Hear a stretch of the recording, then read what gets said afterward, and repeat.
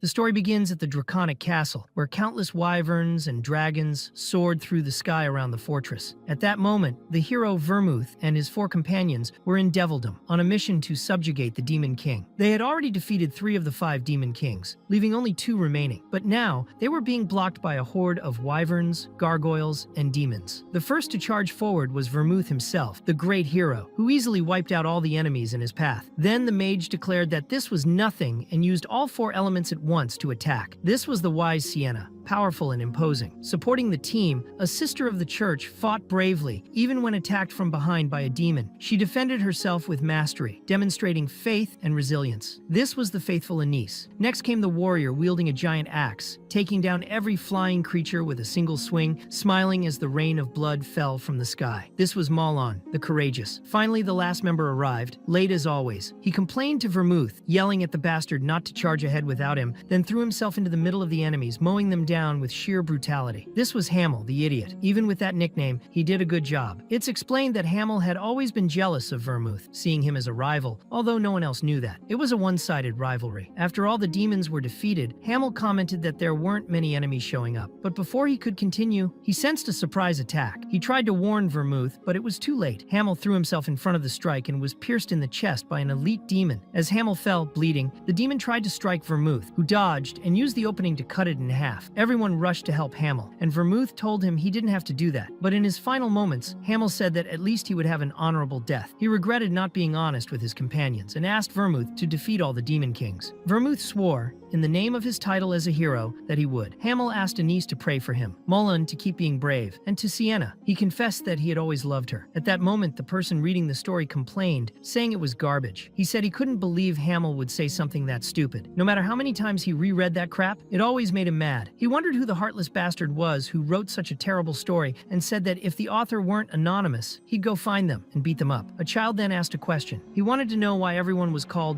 the great, the wise, the faithful, the courageous, but he was the stupid one. Always the stupid one. What a surprise. He was sure the person who wrote it was someone he beat up 300 years ago. He didn't understand why the other heroes allowed a book like that to be published. Didn't any of them think to protect their comrades' honor? Still, he couldn't really blame them. No one would imagine he would be reborn with memories of his past life. Hamel had died 300 years ago during the subjugation of the Demon Kings, and now he had been reincarnated as a descendant of the hero Vermouth. His new name was Eugene Lionheart, a 13-year-old boy. It's explained that in his past life, Vermouth had many lovers besides his official wife. Eugene believed that would change over time, but he was wrong. The lineage recognized as direct descent came only from the main wife. Even though they shared the same surname, Eugene was part of a collateral family. Before the bloodline succession ceremony, collateral members weren't allowed to use real swords or train mana. That's why Eugene only used a wooden sword, but he believed that would change that day. He struck a training dummy, cutting it in half even with a wooden sword. His father, watching, was shocked. His father remarked that he had broken the dummy again. Looking at Eugene's body, he wondered if that was really the body of a 13-year-old boy. He thought he would even lose badly in a fight against his own son. He knew that was his boy, but sometimes it scared him. It was a body that didn't fit that of a child, with a piercing gaze devoid of any childish innocence. Even after losing his mother at a young age, Eugene never once complained. Eugene, on the other hand, said the dummy broke because the blacksmith was useless. He said the guy only made junk, and they should bring him there to teach him a lesson. He also added that his father was too soft-hearted. Eugene's father said he would talk to him and explained that the bloodline succession ceremony would take place the next day. It was a tradition held every 10 years in the Lionheart family, gathering all children between the ages of 10 and 15 at the main house. Both the direct and collateral bloodlines participated, competing to see who was worthy of being called a Lionheart. However, unlike the collateral families, the children of the direct bloodline were allowed to use real swords and also develop their own mana. Eugene thought that, in the end, it was just a way to prevent the collateral branches from usurping the main lineage, keeping everyone else beneath them. His father, observing the boy's talent, wondered if he was really his blood son. He thought that if Eugene had been born into the direct line, maybe he wouldn't have to face this disparity between his talent and the reality around him, since he himself, as a father, had no talent at all. Eugene asked if his father was okay, and he replied yes, that it was nothing. But Eugene realized he was probably blaming himself for not being as talented as his son. After that, Eugene's father approached and asked him not to try to compete with the children of the direct bloodline, saying that no matter how talented talented he was, he still wouldn't be able to face those kids. They trained Mana, had been fighting from an early age, and could use any weapons they wanted. Eugene replied that he wouldn't compete, that he was calm, but deep down he thought the opposite. Of course he was going to participate. After all, it was a competition against 10-year-old brats. So easy it might even make him sleepy. As he walked toward the next training dummy, he thought about the participants in that ceremony. There would be 3 from the direct bloodline and 6 from the collateral. One of the 3 from the direct line was the son of the first wife, and the other 2 were twins from the second. Among the collateral members, 2 had greater authority than the others. Breaking yet another training dummy, Eugene reflected that he wanted to see how strong the descendants of Vermouth really were. Later inside the carriage, he thought about his past life as Hamel. Since a very young age, he always considered himself a genius. He had no trouble learning, and his growth rate was far greater than that of others. Even so, Vermouth used to call him pathetic, saying he could have become even stronger if only he had tried harder. Hamel would get furious about that. He thought it was unfair, because he was giving it his all. Just because Vermouth was a genius didn't mean everyone else could be like him. In truth, Hamel knew he wasn't a real genius. There were others who truly were born gifted, skilled both with the sword and with magic. Vermouth, the great hero, was called the God of War, master of all. He had once been a duke of the Kiel Empire, but gave up the title and was praised as a hero until his death. Eugene also thought about the other companions. The wise Sienna had been invited to the magical kingdom of Arath and became the chief mage of the magic tower. The faithful Anise, even with a heart as dirty as hers, was called a saint by the Holy Empire of Uras. And to this day, there are scriptures with her teachings. The courageous Molan unbelievably founded his own kingdom. In the end, all of them had lived good lives. But then he questioned why the Demon King was still alive. They had clearly promised to defeat all the Demon Kings, yet Eugene believed Vermouth had not fulfilled his promise. The king had died in the Castle of Confinement, and it was there that Vermouth made a deal with him. After his death, the war ended. The world entered an era of peace, and that peace lasted until now, 300 years later. At that moment, another man in the carriage commented that Eugene seemed nervous. He said that if he was already like this now, he would have trouble living in the main house. Eugene thanked Mr. Gordon for the warning. Gordon informed him that from that point on, they were entering the private property of the Lionheart family. He also warned that it would still take some time to reach the main family mansion, as the path was quite long. Eugene wondered why Gordon was so proud when that land wasn't even his, but he remarked that it was a bit inconvenient for the property to be so large. Gordon explained that teleportation portals had been installed at various points, making transportation easy. Ginny just didn't use them because he didn't have permission yet. Later, Eugene arrived at the main Lionheart estate, where his journey would finally begin. He thought that of course there should be a welcoming ceremony. But when he arrived, there was no one there, only some flags and workers like janitors and the gardener. At the center stood the flag of the Elder Vermouth Eugene Lionheart, a symbol only direct descendants could bear on their chest. Eugene asked if the other relatives hadn't arrived yet, and Gordon said he was the first to show up. Then he guided him to the guest house. Even though it was a secondary residence, it was elegant, refined, and comfortable.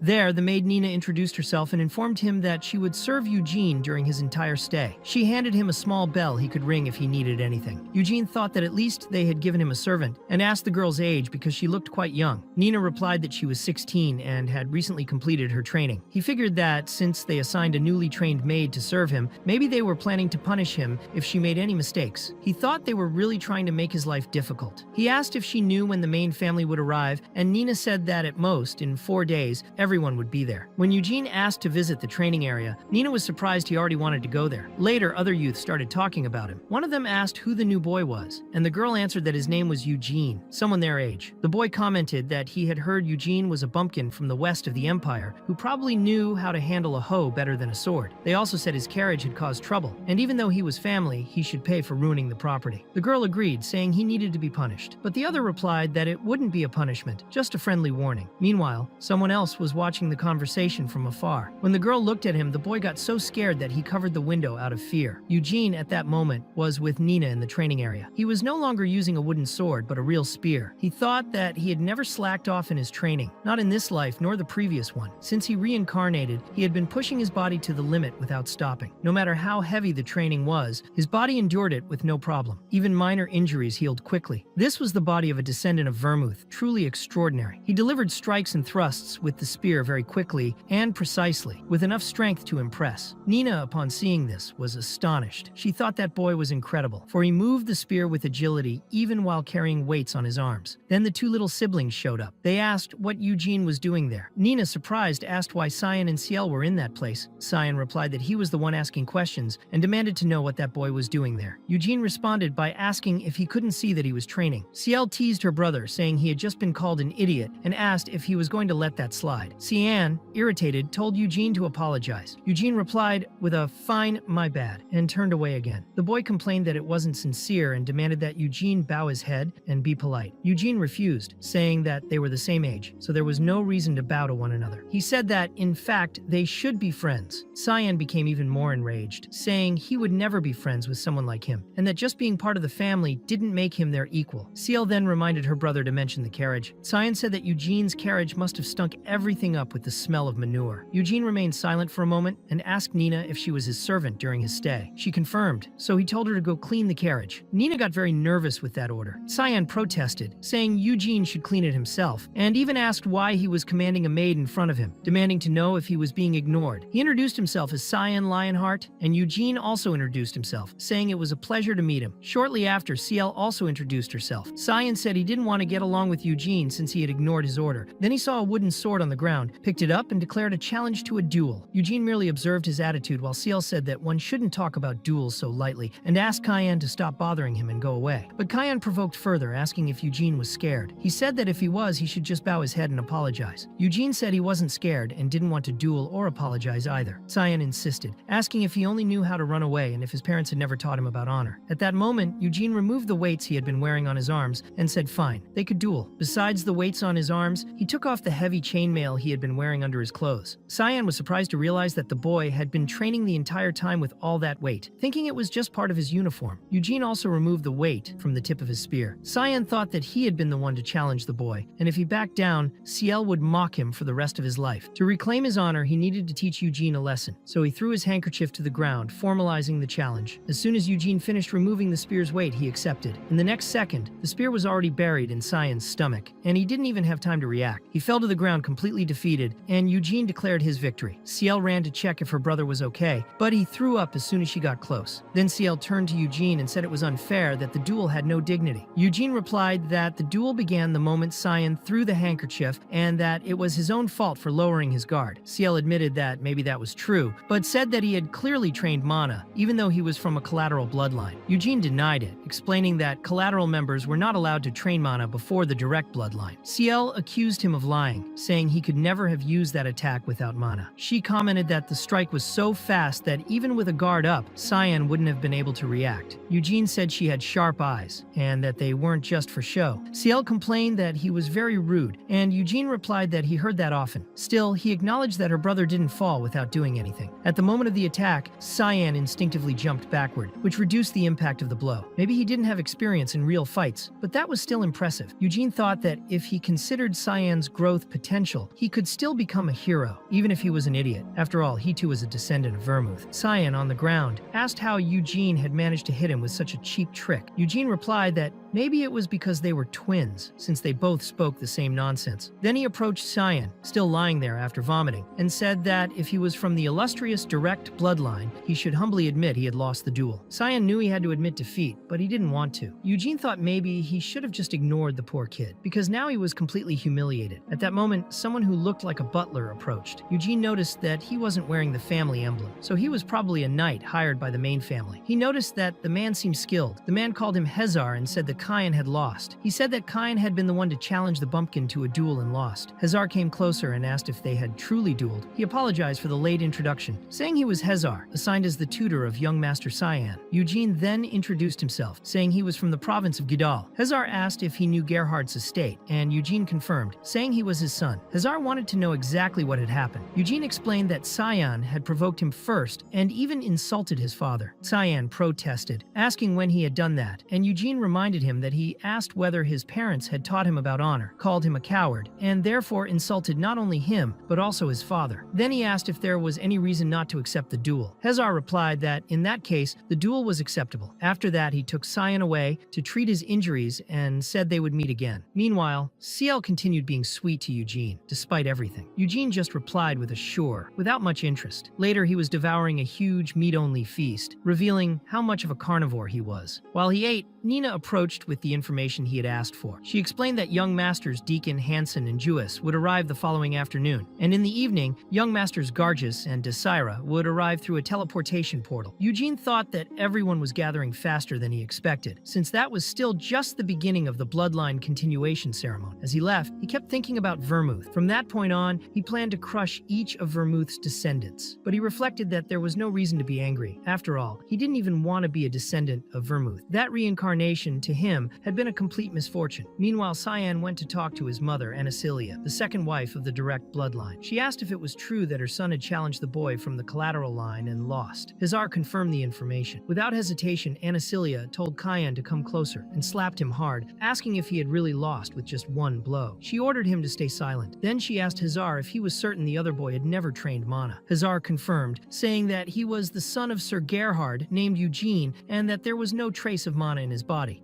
Anicilia asked Ciel how her brother had lost. Ciel explained that at the very beginning of the duel, Eugene charged with a spear, surprising Cyan, who tried to retreat but was struck by an attack that was far too fast. Anicilia asked if it had all ended with a single strike. When Cyan tried to say something, he received another slap from his mother. She questioned him for challenging someone so low and still losing, especially to a boy who had never trained mana. She said that his father would be returning soon for the ceremony and asked what she was supposed to tell him. Cyan begged his mother for forgiveness, but Anicilia turned to Hezar and said that at that moment she wanted to kill her own son with her bare hands. But since he was a knight favored by her husband, she couldn't act impulsively. So she asked Hezar to train Cyan so that he would never embarrass her again. She ordered him to take the boy away. Hezar obeyed, taking Cyan, who was crying heavily. Right after, Anicilia turned to her daughter and commented that the name of that boy was Eugene, and that she should get closer to him, since he was strong enough to surpass her brother. Deep down, Anicilia wanted Eugene dead as soon as possible, but she knew she would be the prime suspect if anything happened. In the Lionheart family, when a murder occurs, the guardians of the family code appear, and she needed to avoid that at all costs. Anicilia then repeated to her daughter that it was a good idea to stay close to Eugene, and Ciel agreed, saying that she also wanted to learn more about him, because she would become his friend. The next day, 3 heirs from the collateral line arrived, but Eugene, as always, remained focused on his training. Soon Nina appeared, informing him that they had arrived. Eugene commented that they had come early. Nina agreed, but said the unexpected part was that the head of the family himself had also come. Eugene, surprised, asked if it was the head of the Lionheart family, and Nina confirmed, saying that he would need to go greet him. She also said he needed to change clothes beforehand. Eugene agreed, but realized he would probably be the only one to arrive late. He figured that, in that case, it was better to go just like that, all sweaty, so he wouldn't waste time. Later, everyone on the estate was already gathered to receive the head of the family. The welcoming committee was full, and Eugene began to recognize some important figures. Next to Cyan and Ciel was Anicilia, the second wife. In front of her was Theonis, the first wife. The boy standing next to Theonis was Iod Lionheart, the eldest son of the direct line, and also first in the line of succession. Soon after, the leader of the family approached,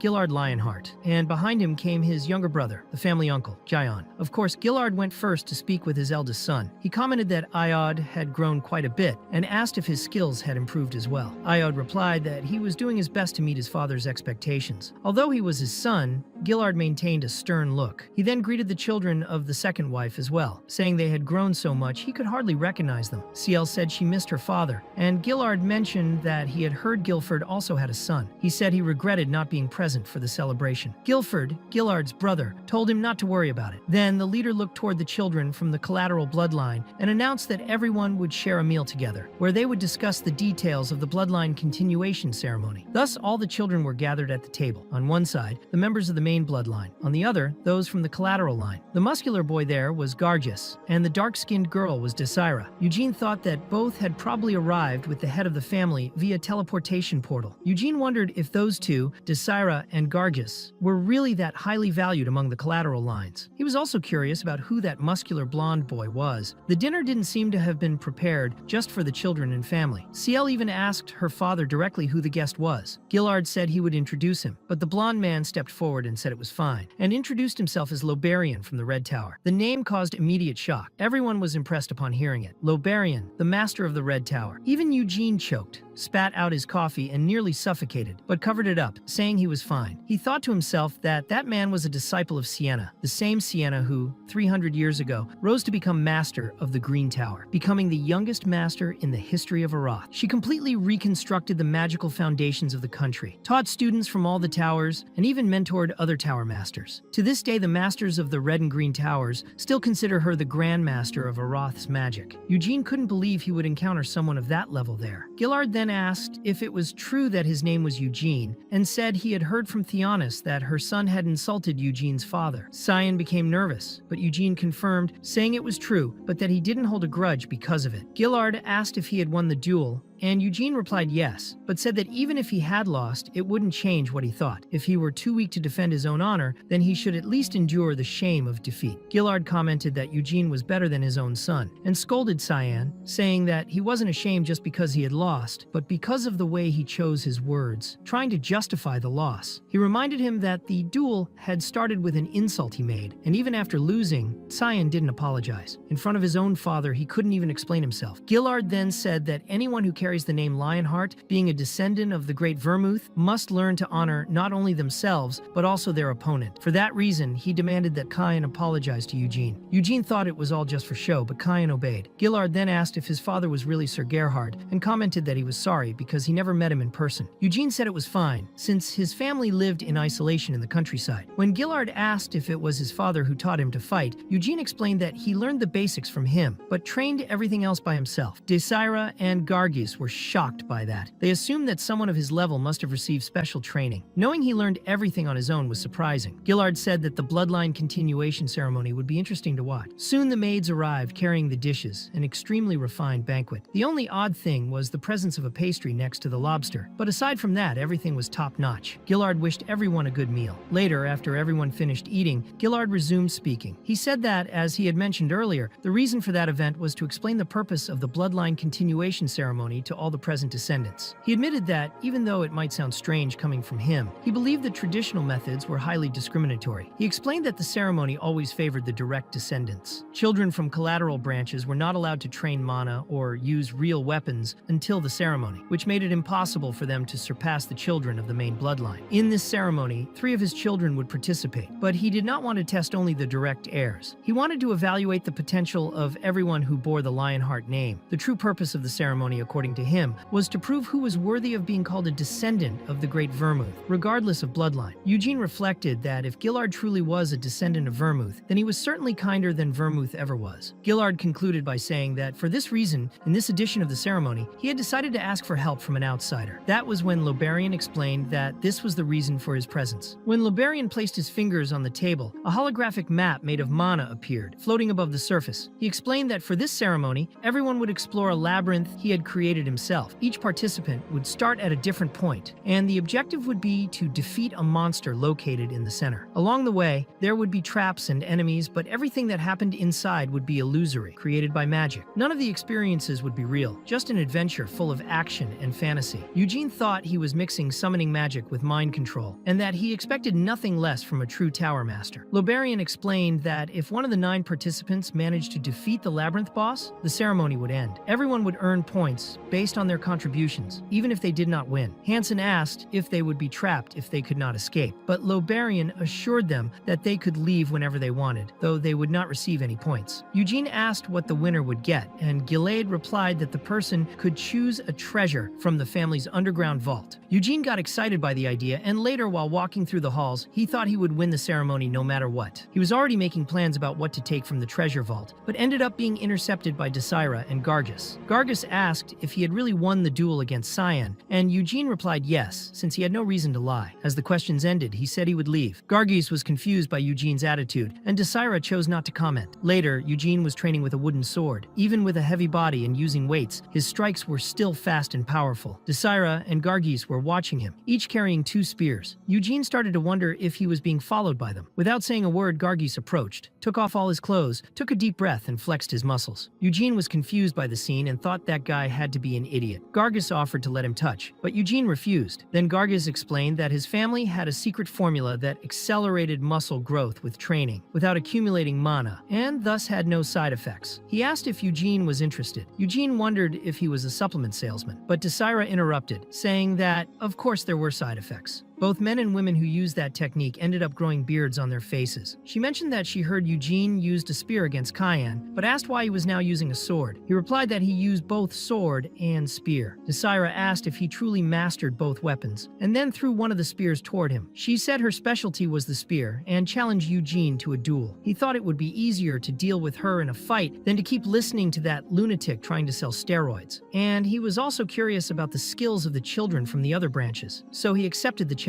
Later, already prepared, Eugene asked why Gargis was still there. He replied that he would be the referee, because even if it was a duel, it had to be fair. Eugene thought that sounded like something an idiot he knew would say, and wondered if there was any chance that guy was a descendant of Molon. Gargis announced the start of the duel. Desira believed that whoever took the initiative always had the advantage, but she was completely surprised just by facing Eugene's stance, which showed no openings. He asked what she was waiting for. She should come at him with everything. Even trembling, Desira charged forward. Their spears clashed several times, and she kept attacking, but Eugene blocked everything with ease. He thought she was exceptional, managing all that without using mana. Considering her age, her potential for growth was also impressive, but even so, she was no match for him. In the end, Eugene broke her final strike and stated that he had not even gotten a scratch. Desira was shaken, wondering if he really blocked all her attacks without moving from his place. Even so, she thought his arrogance would someday lead to his defeat. Desira then charged again, but this time with a different strategy. Eugene continued to block her attacks, but he did not expect her to attempt to move from behind. Desira thought he would not be able to defend from that angle, so she tried to strike him from behind. However, Eugene reacted quickly, lifting his leg and stepping on the spear, preventing her from raising the weapon. With no other options, Desira surrendered the duel. Gargis declared that the winner was Eugene Lionheart. That night, Gargis appeared in Eugene's room while he was sleeping. He woke him up saying they needed to join forces. Eugene, still confused, asked why he woke him in the middle of the night just for that. Gargis replied that he wanted to hear his answer in person. Eugene said he knew the ceremony would take place inside the labyrinth, and that each person would start from a different entrance, so he did not understand how they could team up. Gargis explained that although the entrances were different, the destination was the same, the center of the labyrinth, where the boss was. He mentioned that the twins from the main bloodline would surely join forces, so he wanted the 3 of them to do the same. Eugene replied that he was sure he could defeat the boss on his own, but Desira, who was also in the room, said he was being too full of himself. She admitted he was strong, but said that if the 3 of them helped each other, they would definitely win. Eugene asked why Desira wanted so badly to defeat the boss of that labyrinth. She answered that, in the bloodline continuation ceremony, both direct and collateral descendants participate, but the collateral line never wins. However, this time, they had a real chance. Gargis, Desira, and he, the 3 of them together, could change that. She asked if Eugene also didn't want to defeat the main bloodline. Meanwhile, still during the night, it seemed that everyone was awake. Anicilia was thoughtful about the presence of the Master of the Red Tower. She believed he might have come with the intention of taking Iode as a disciple. Since childhood, Iode always preferred reading over fighting, and was increasingly interested in magic, learning little by little. If he truly were accepted as the Master's disciple, he would have to temporarily leave the main family. Meanwhile, Kyle and Kyan would continue to grow within the main house. Anicilia thought this would effectively mean Iode would be giving up his position as successor. However, even this ceremony would be a problem for her. Her son would always carry the mark of being the child of the second wife. Despite that, she remained confident. But if by any chance he were defeated by some random child from a countryside family, it would be humiliating. Anicilia thought that if that Eugene boy really passed through the labyrinth first and was exceptional enough to humiliate the entire direct bloodline, then Cyan's defeat would be inevitable. 3 days later, the bloodline continuation ceremony finally began. In front of the labyrinth, Lobarian used his magic to gather all the descendants and explained that before they started, they would have to create their own weapons. To do so, they needed to mold the magical light with creativity, transforming it into whatever weapon they wanted. Many were confused and even scared by the task, but Sile was the first to succeed. She created a small sword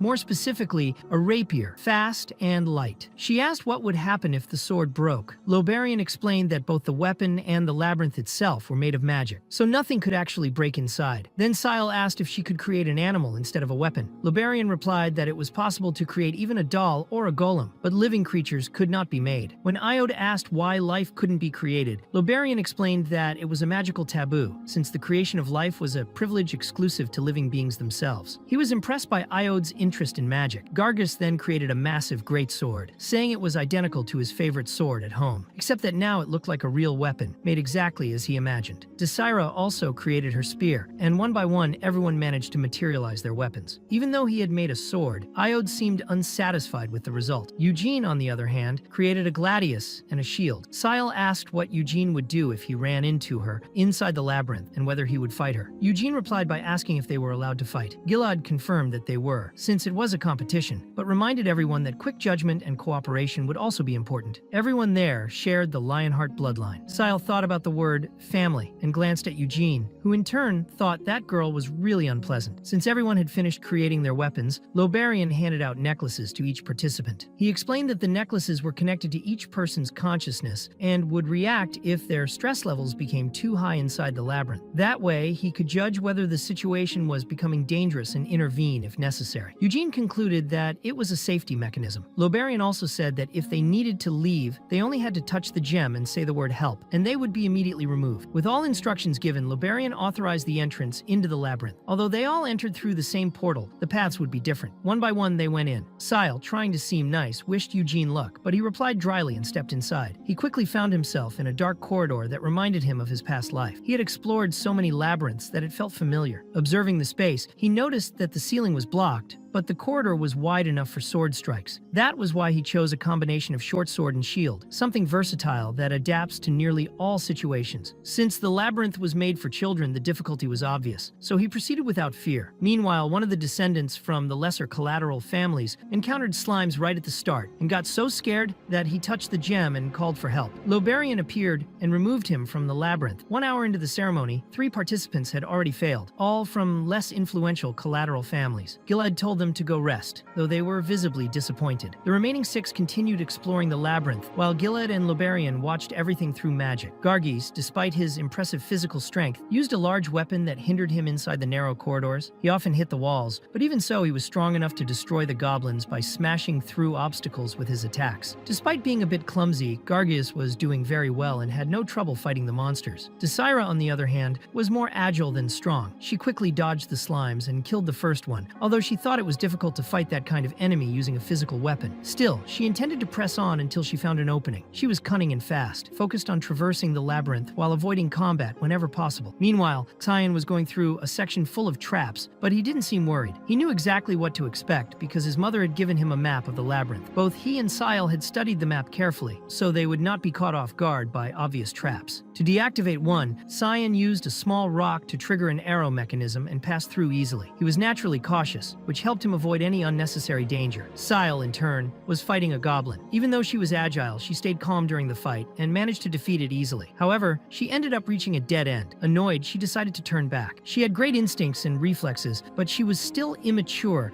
and tended to act impulsively. At the same time, Iode was also fighting a goblin. Instead of fear, he showed fascination. He thought the monster was entirely made of magic, and when it attacked, he easily blocked the blows and decapitated it. Seeing the goblin dissolve into magical dust, he felt pleased with the result. Lobarian, watching everything, commented that Iode seemed genuinely interested in magic. Gilad agreed, explaining that since he was a baby, he had shown curiosity about spells. They even tried hiring a teacher from the capital, but Iode refused formal instruction. Along the way, Gilad said the boy had surrendered to reality and believed he needed to become the next family leader because of his mother. In Verm, magic wasn't as valued as the tradition of family leadership. Lobarian understood the dilemma, saying that magic held infinite possibilities, but he acknowledged that the path was difficult. Gilad wished Iode still had enough passion to pursue the arcane path, because if he did, he wouldn't be able to refuse an opportunity offered by Lobarian. However, Lobarian said he couldn't promise anything. He could recognize the boy as someone with potential, but if his talent was lacking, he couldn't take him as a disciple. Gilad replied that he didn't intend to force him into anything. He just wanted him to follow his own dreams. He explained that, in truth, the family didn't follow the teachings of their ancestor Vermouth, but revered feared the sage Sienna. Loberian agreed, saying he had always preferred the sage's story in the records about Hero Vermouth's group, as she was the one who invented new spells whenever the group was in trouble. Gilade said he read many of those stories as a child, but revealed that his favorite character wasn't Sienna, nor Vermouth. Before he could say who it was, Gilad was interrupted by something he saw through the magic. He pointed to one of the battles and was surprised by what Eugene was about to face. Eugene stood before a large orc, which immediately launched an attack so strong it cracked part of the floor. Even so, Eugene was fast enough to strike several vital points on the creature's body. He massacred it with clean, efficient technique. Loberian and Gilad were impressed. Eugene defeated the orc with ease, as if it were nothing, and moved on without even looking at the enemy's body, which lay there covered in green blood. Gilad said he was amazing, considering he was only 13. It was uncommon for a child to have that kind of combat experience against an orc, yet instead of freezing in fear, Eugene neutralized it calmly. Loberian explained that the orc wasn't meant for direct combat. It was more of a trap designed to force the children to find creative ways to escape. Even so, Eugene not only faced it, but killed it effortlessly. Gilad acknowledged that even though he was just a child, Eugene's talent was undeniable. Loberian said he knew exactly what people said about someone like him. He was a genius. At that moment, Gargis was also facing an orc. He was wounded, his body full of arrows. But even while bleeding, he advanced with his massive blade. He slashed the orc's leg, knocking it down, and took the chance to drive his sword into the creature's chest, finishing the fight. He looked more like a beast than a boy, and as soon as he killed the enemy, the orc's body dissolved into the air. Gargis collapsed to the ground, exhausted. Gargis thought his muscles were completely torn, and that even his ribs might be broken. He reflected on the traps he had fallen into. The orc he fought, and considering how injured he was, he doubted the others were in any better shape. Even so, he collapsed midway. Meanwhile, Cyan also encountered an orc. He analyzed the monster's size and concluded that it probably wasn't placed there to be defeated. So, he threw a small stone at it, as if the orc were just another trap, and walked by without concern. Soon after, he ran into his sister. The twins were finally together again. Cyan said that if they had found each other, it meant they were close to the center. He told Cyan this was a good thing, and that if she followed him, they wouldn't get lost. He was still thinking about how he had been humiliated by Eugene in front of her days earlier, and saw this as his chance for redemption, an opportunity to restore his reputation. Cyan then raised a question. Since the labyrinth was an illusion, technically it could contain any type of monster. She asked if ghosts could appear. Cyan immediately panicked, and asked if she was scared. He tried to calm her, saying that no matter what appeared, he would handle it. But then they encountered a blood-covered figure. He thought it was a ghost or a zombie, but it was just Desira. He screamed, startled, and asked how she dared to scare him like that. Desira answered that he was the one who scared her by screaming out of nowhere. Cyan asked why she was covered in blood, and if she was planning a surprise attack. Desira explained that she had been hurt by a trap, nothing more, but that was a lie. In truth, she really did want to take out the two of them. She thought her first ambush had failed. Cyan commented that she had been running away, and Cyan realized he had been made a fool of again. He thought he would not forgive her, and decided to chase her. Desira knew that she didn't stand a chance against the two of them, and wondered where that airhead was, referring to Gargis, who she imagined was lying somewhere completely wrecked. During the escape, Desira triggered another trap, but managed to narrowly avoid it, leaving the path behind her blocked. Cyan wondered if they should go around, but he thought again. He couldn't look like an idiot in front of his sister again. He wanted to save his mana for the boss fight, but he had no choice. He finally activated his mana, strengthening his body and jumping easily over the obstacle. He tried to help Sayal, but she jumped with even more grace than he did. Cyan simply thought that was to be expected of his sister. They continued chasing Desira until they reached the center of the labyrinth. There, they encountered the boss, and Eugene was already there. He asked why they had arrived together, saying he was curious to see who would show up first. Sayal stated that he had been the first to arrive. Eugene confirmed that and said it was true. Desira commented that he had probably waited for the others because he agreed to form a team. Eugene explained that even though he was capable of defeating the boss alone and quickly, it would be disappointing for the others who had worked so hard to make it that far. Cyan, already irritated, began to lose his patience. Eugene explained that the boss only attacked from a certain distance, and that, for now, it was resting. He also said that based on arrival order, Desira should fight first, then Cyan, and then Sayal. Desira asked if he really wanted her to face the boss alone. Eugene replied yes and commented that she looked injured. He said that if she felt she couldn't win, she should just give up. Desira refused, grabbed a cloth, tied it around her head like a headband, and headed into the fight. Cyan asked if Eugene himself wasn't going to fight. Eugene said he would after the others had tried. Cyan asked if he really thought it would come to his turn, as if he would lose to the others. Eugene answered that if Cyan managed to defeat the boss, he would call him Big Brother for the rest of his life. Cyan told him not to forget those words. While Desira was getting ready, the others sat down to wait. Cyan thought that the Minotaur was a classic labyrinth monster, and that,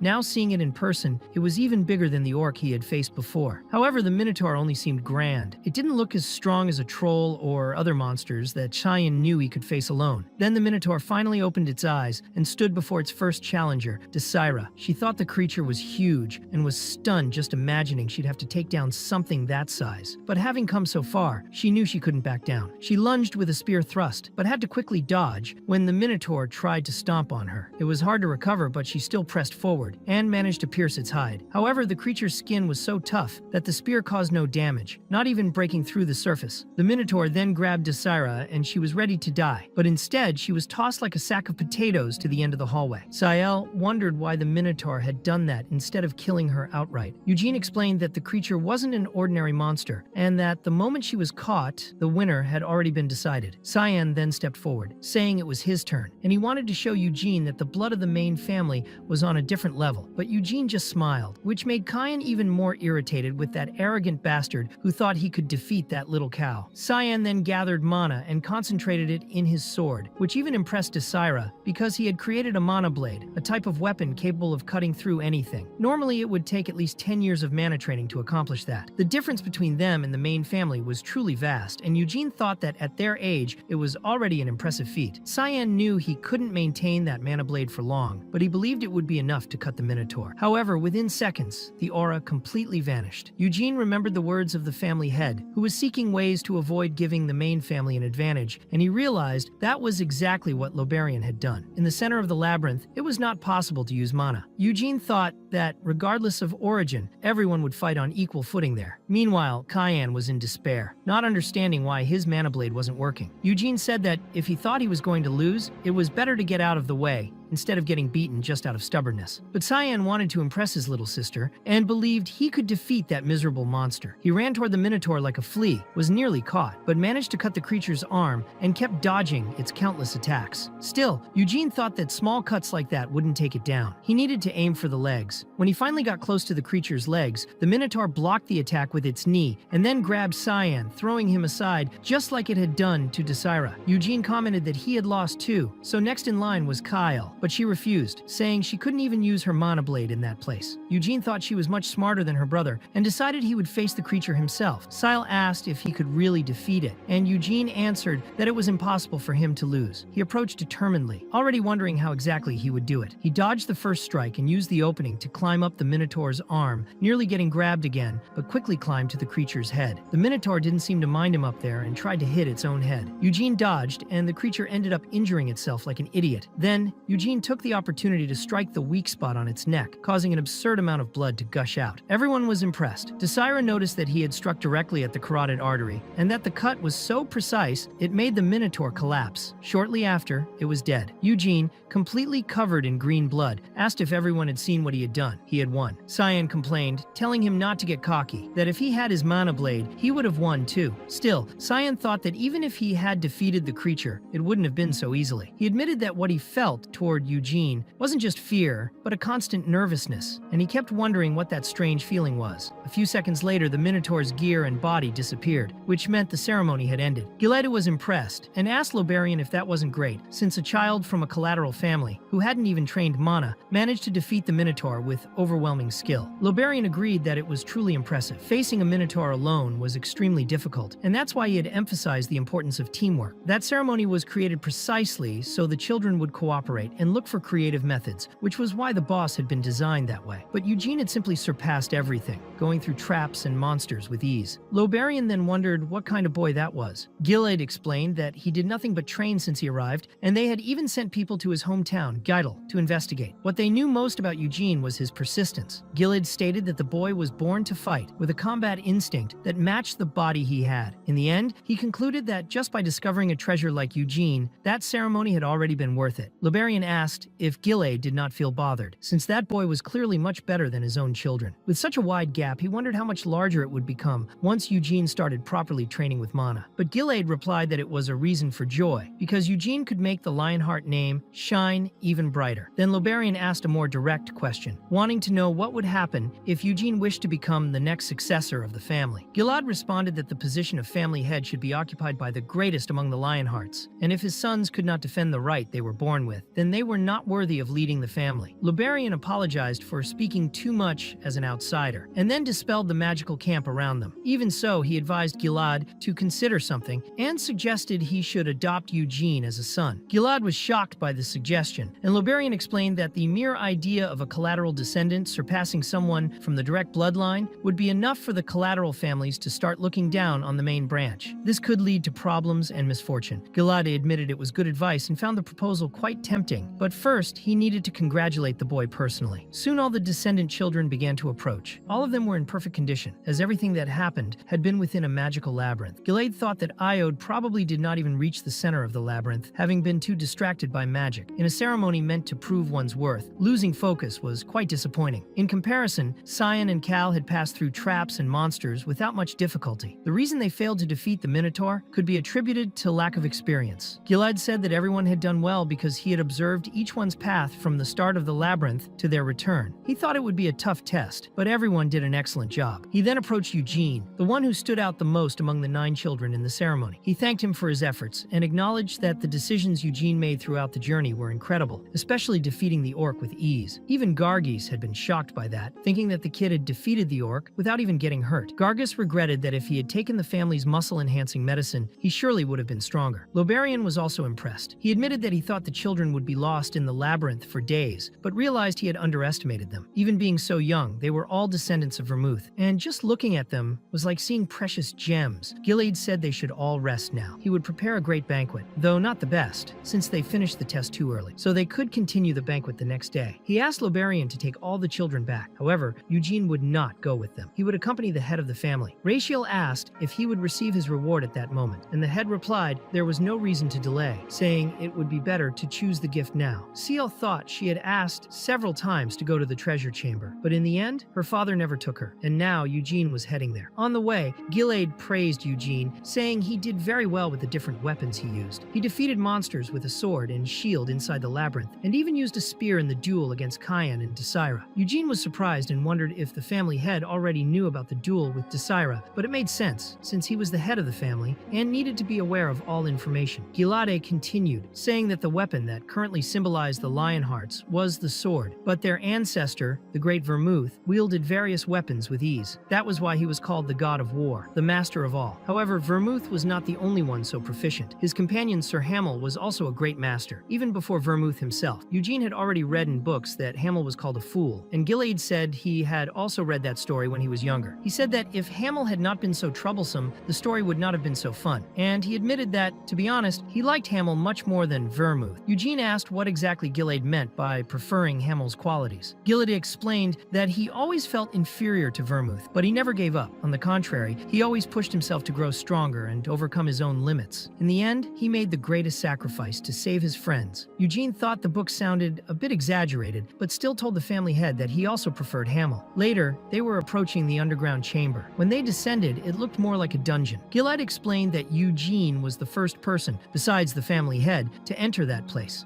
That was because a promise is a promise, and Eugene had to choose his treasure, something already discussed by the Senate elders, made up of important people, including former heads and even members from the collateral line. Eugene asked what the actual value of those treasures was, and Gilad said they included heirlooms passed down for hundreds of years, including those left by Vermouth himself. The sacred sword was also there, but he would not be able to choose it. It was the symbol of the Lionheart family and could not be given to anyone. Eugene commented that it was a shame, but Gilad explained that the only reason was because the sword had never acknowledged anyone other than Vermouth. He added that Eugene would understand as soon as he saw it. When they approached the chamber's door, Gilad used his own blood to unlock it. A loud clank was heard, and a lion emblem appeared on the door's surface, which then opened. Only Eugene could enter. The family head would wait outside and suggested he make the most of the opportunity while choosing. Eugene thanked him for the gesture. Upon entering, Eugene smiled widely. The first thing he did was try to grab the sacred sword. That sword had existed since the founding of the Holy Holy Empire of Eurus, having been sealed for a long time in the central temple and acknowledging only Vermouth as its master 300 years ago. It was the same sword that pierced the Demon King of Massacre, the fifth greatest entity in the demon realm. After that, it had only been used as a symbol. Now standing before it, Eugene tried to pull it by the hilt, but the sword did not budge. He realized there was no point in insisting and decided to look for another weapon. That was when he saw before him an arsenal of legendary weapons. There was Aspel, the gluttonous sword, which consumed the mana it cut and transformed it into power, able to release a powerful spell in a single strike. However, only Vermouth used it properly, as he was also an excellent mage, so Eugene knew it was beyond his capabilities. There was also the draconic spear Karbos, which needed time to heat up but could unleash flames comparable to a dragon's breath. The Stormblade Wyneth was a sword blessed by the Wind King, an elemental spirit, and could store enough mana to summon him. The furious Thunderbow Pernoa could fire lightning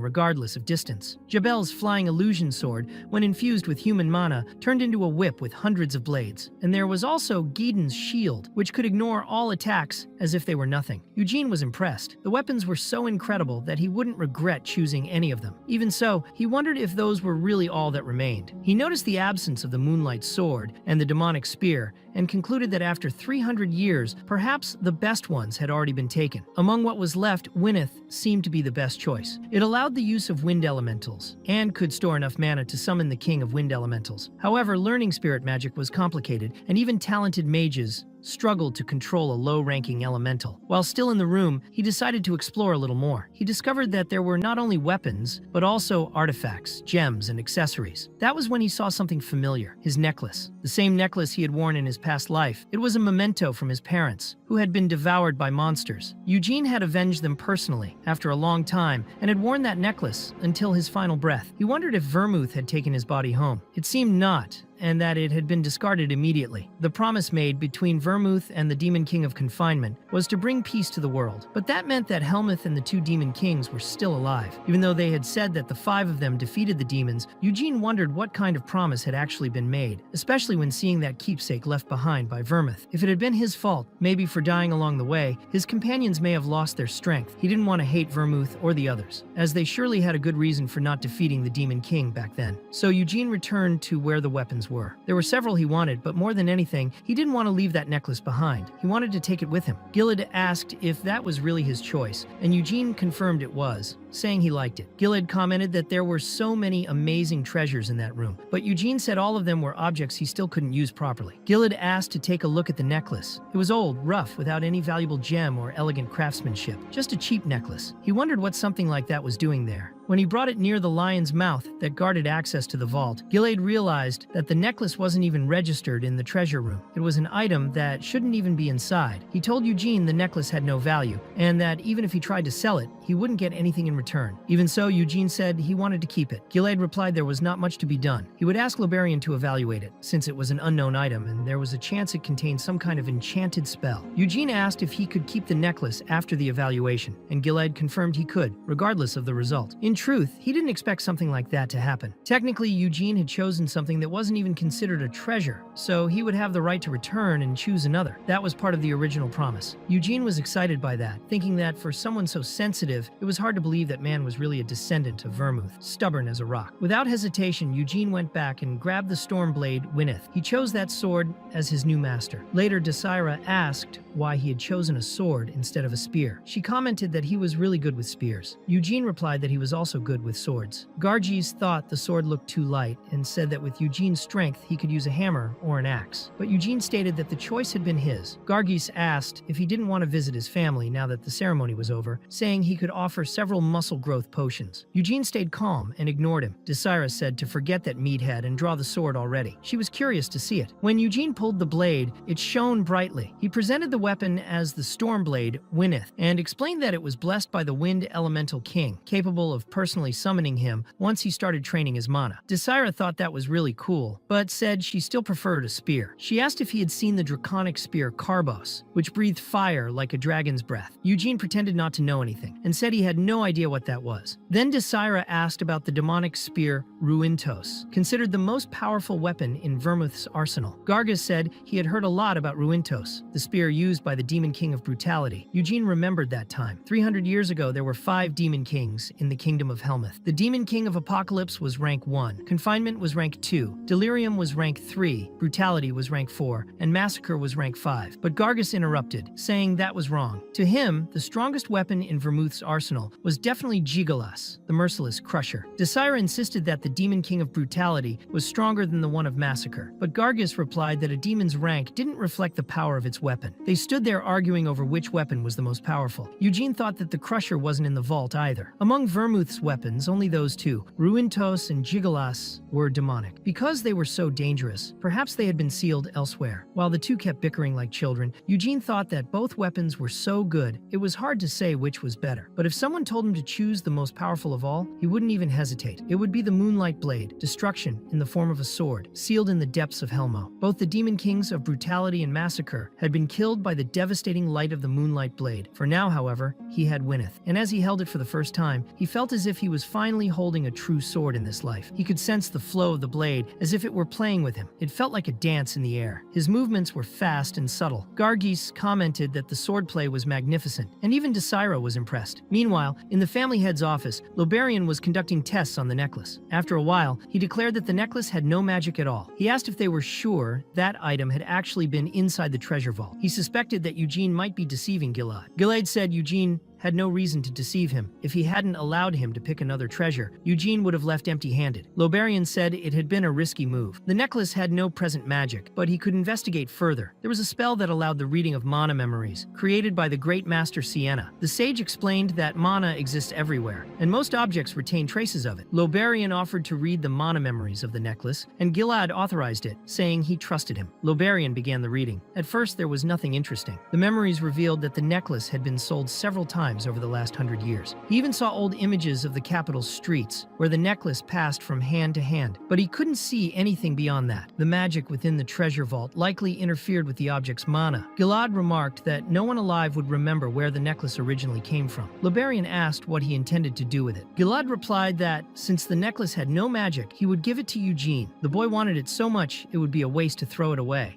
Lobarian then said that Gilad was clearly starting to like the kid, and Gilad, with a big smile on his face, didn't even try to deny it. He asked why he wouldn't like him. After all, he was going to go far. The next morning, the one who came to deliver a message to Eugene was Gian, Gilad's older brother. He was a man known for never having married, the only member of the Lionheart family who had accompanied Gilad on his journeys. Eugene greeted him politely, but Gian already knew who he was. He commented that the collateral boy who had defeated members of the main family had made quite the impression. Eugene then asked why he had come in person. Gian explained that his brother had planned to send another knight, but he took the opportunity to deliver the message himself. He said that he actually wanted to see Eugene in person, as he had heard a lot about him, though he hadn't been able to attend the ceremony. The tradition was that only the head of the family could observe, although this time, Lobarian had also participated to assist. Gian made it clear that he wasn't upset with Gilad for that, he was just explaining the tradition. Perhaps he seemed a little dissatisfied with the family's rules. Eugene replied that he really didn't mind. Gian said he knew, and that Gilad probably didn't care either. Eugene thought that man had a natural sense of freedom that even showed in the way he spoke. His personality was strong and free, and maybe that was the reason he had never married. As they walked through the corridors, Eugene asked why exactly the family head had called for him. Gian said it might just be to congratulate him for winning the ceremony. Eugene said he had already been congratulated. Then he commented that Gian didn't know the reason for the summons either. Gian confirmed, saying he really had no idea, but he also didn't care. Still, he was glad he could see Eugene more often, and Eugene replied that the feeling was mutual. When they arrived at the door, Gian knocked and was immediately allowed in. He winked at Eugene, who found the gesture friendly, though a bit domineering. Inside, Gilad was waiting with a table full of sweets. He said he was sorry for calling him so suddenly. Later, while eating sweets and drinking tea, Gilad said he had asked Lobarian to evaluate the necklace, but confirmed it was just an ordinary necklace with no magic. Even the mana memory had been read, and no anomaly was found. Eugene wondered if that was really the memory reading magic created by Sienna, as he had almost forgotten such a spell existed. Then he asked exactly what the memory showed. Gilad explained that, according to Lobarian, the necklace seemed to have been sold more than 100 years ago on the capital's streets. But Eugene was confused, because that made no sense. It was the same necklace he had worn for decades. 300 years ago. He knew that for sure. There was no mistaking it. At the same time, he saw no reason for Liberian to lie. Maybe he had misread the mana memory. Maybe someone had overwritten the memory with a new one. Whoever did something like that would have to be a mage as powerful as a tower master. Could it have been Vermouth himself? There was no way to know. Even so, Eugene asked if he could keep the necklace. Gilade confirmed that yes, that was the agreement. Eugene was really excited to be able to wear it again. Gilade said he had called him to talk about the necklace, but that was just an excuse. There was another reason, something more serious. He said that it might seem sudden, but it was a very good offer. Before the family head could continue, Eugene interrupted, saying that Sael was pretty cute, but he wasn't thinking about marriage. He already suspected that the girl's friendly attitude and the state he left her brother in were part of a setup for some kind of political marriage. He said he was still too young for that and would need his father's permission. Gilad laughed and said Eugene was getting it all wrong. It wasn't about marrying Sael. The boy turned red with embarrassment, realizing he had let his 13-year-old imagination run wild. He wondered if he was going crazy after being reincarnated. In fact, Gilad wanted to adopt him as his son. Eugene was surprised. He found the proposal shocking. He also thought it was a good way to tie him to the main family, but it was still unexpected. He said it was too sudden. Gilad replied that it wasn't as sudden as a marriage proposal. He mentioned that he was also thinking of inviting Eugene's father, Gerhard, to join the main family. Eugene was taken aback, saying that in that case, he would have two fathers. Gilad answered that it wasn't something he needed to overthink. It would simply mean that Eugene's family would become part of the main bloodline. He said he was a father to 3 children and didn't want to steal Gerhard's son, which is why he hadn't yet brought it up with him, but promised to respect Gerhard as a brother. Eugene asked if refusing to become his son would mean disrespecting his father. Gilad said of course not, and admitted, even if it was a little embarrassing to say it face to face, that he wasn't a petty man. If Eugene declined, he would only be a little disappointed, but he would respect his choice and wish him the best for his future. Eugene replied that he couldn't decide this alone and would have to speak with his father. Gilad agreed and said they would delay the banquet as he would send people to Gidal to bring Gerhard personally. Eugene asked what that would mean for his future. Gilad replied that living there would bring many opportunities. First, there would be several nights to train him. Eugene said that if he was going to learn from someone, he wanted to learn from the best. He asked if, by becoming his son, Gilad would train him personally. He wanted to know how powerful the head of the Lionheart family really was. Gilad replied that yes, Eugene could learn from him, but there was someone even more suitable, Jayon himself. Even as head of the family, Gilad admitted that Jayon had now surpassed him in strength. Eugene was impressed and wondered if that man was truly stronger than the family head. Gilad asked if Eugene had received a mana training method from his father. Eugene said yes, but confessed he didn't want to learn anything before the ceremony. Still, he admitted he might already be absorbing knowledge without realizing it. The family head commented that Eugene had always been very studious, even before coming to that place. He explained that the mana accumulation found in strong monsters is called a mana stone, and that it is common to use such stones as an aid when learning to manipulate mana. Although effective, they are also hard to obtain. That's why, when a novice starts training, it's normal for an experienced person to help them make proper use of the stone, so it doesn't go to waste. All of this would be practically impossible in Eugene's original family, which lived in an environment lacking in resources and opportunities for growth and development. Gilad thought maybe he shouldn't have said that, as it might make Eugene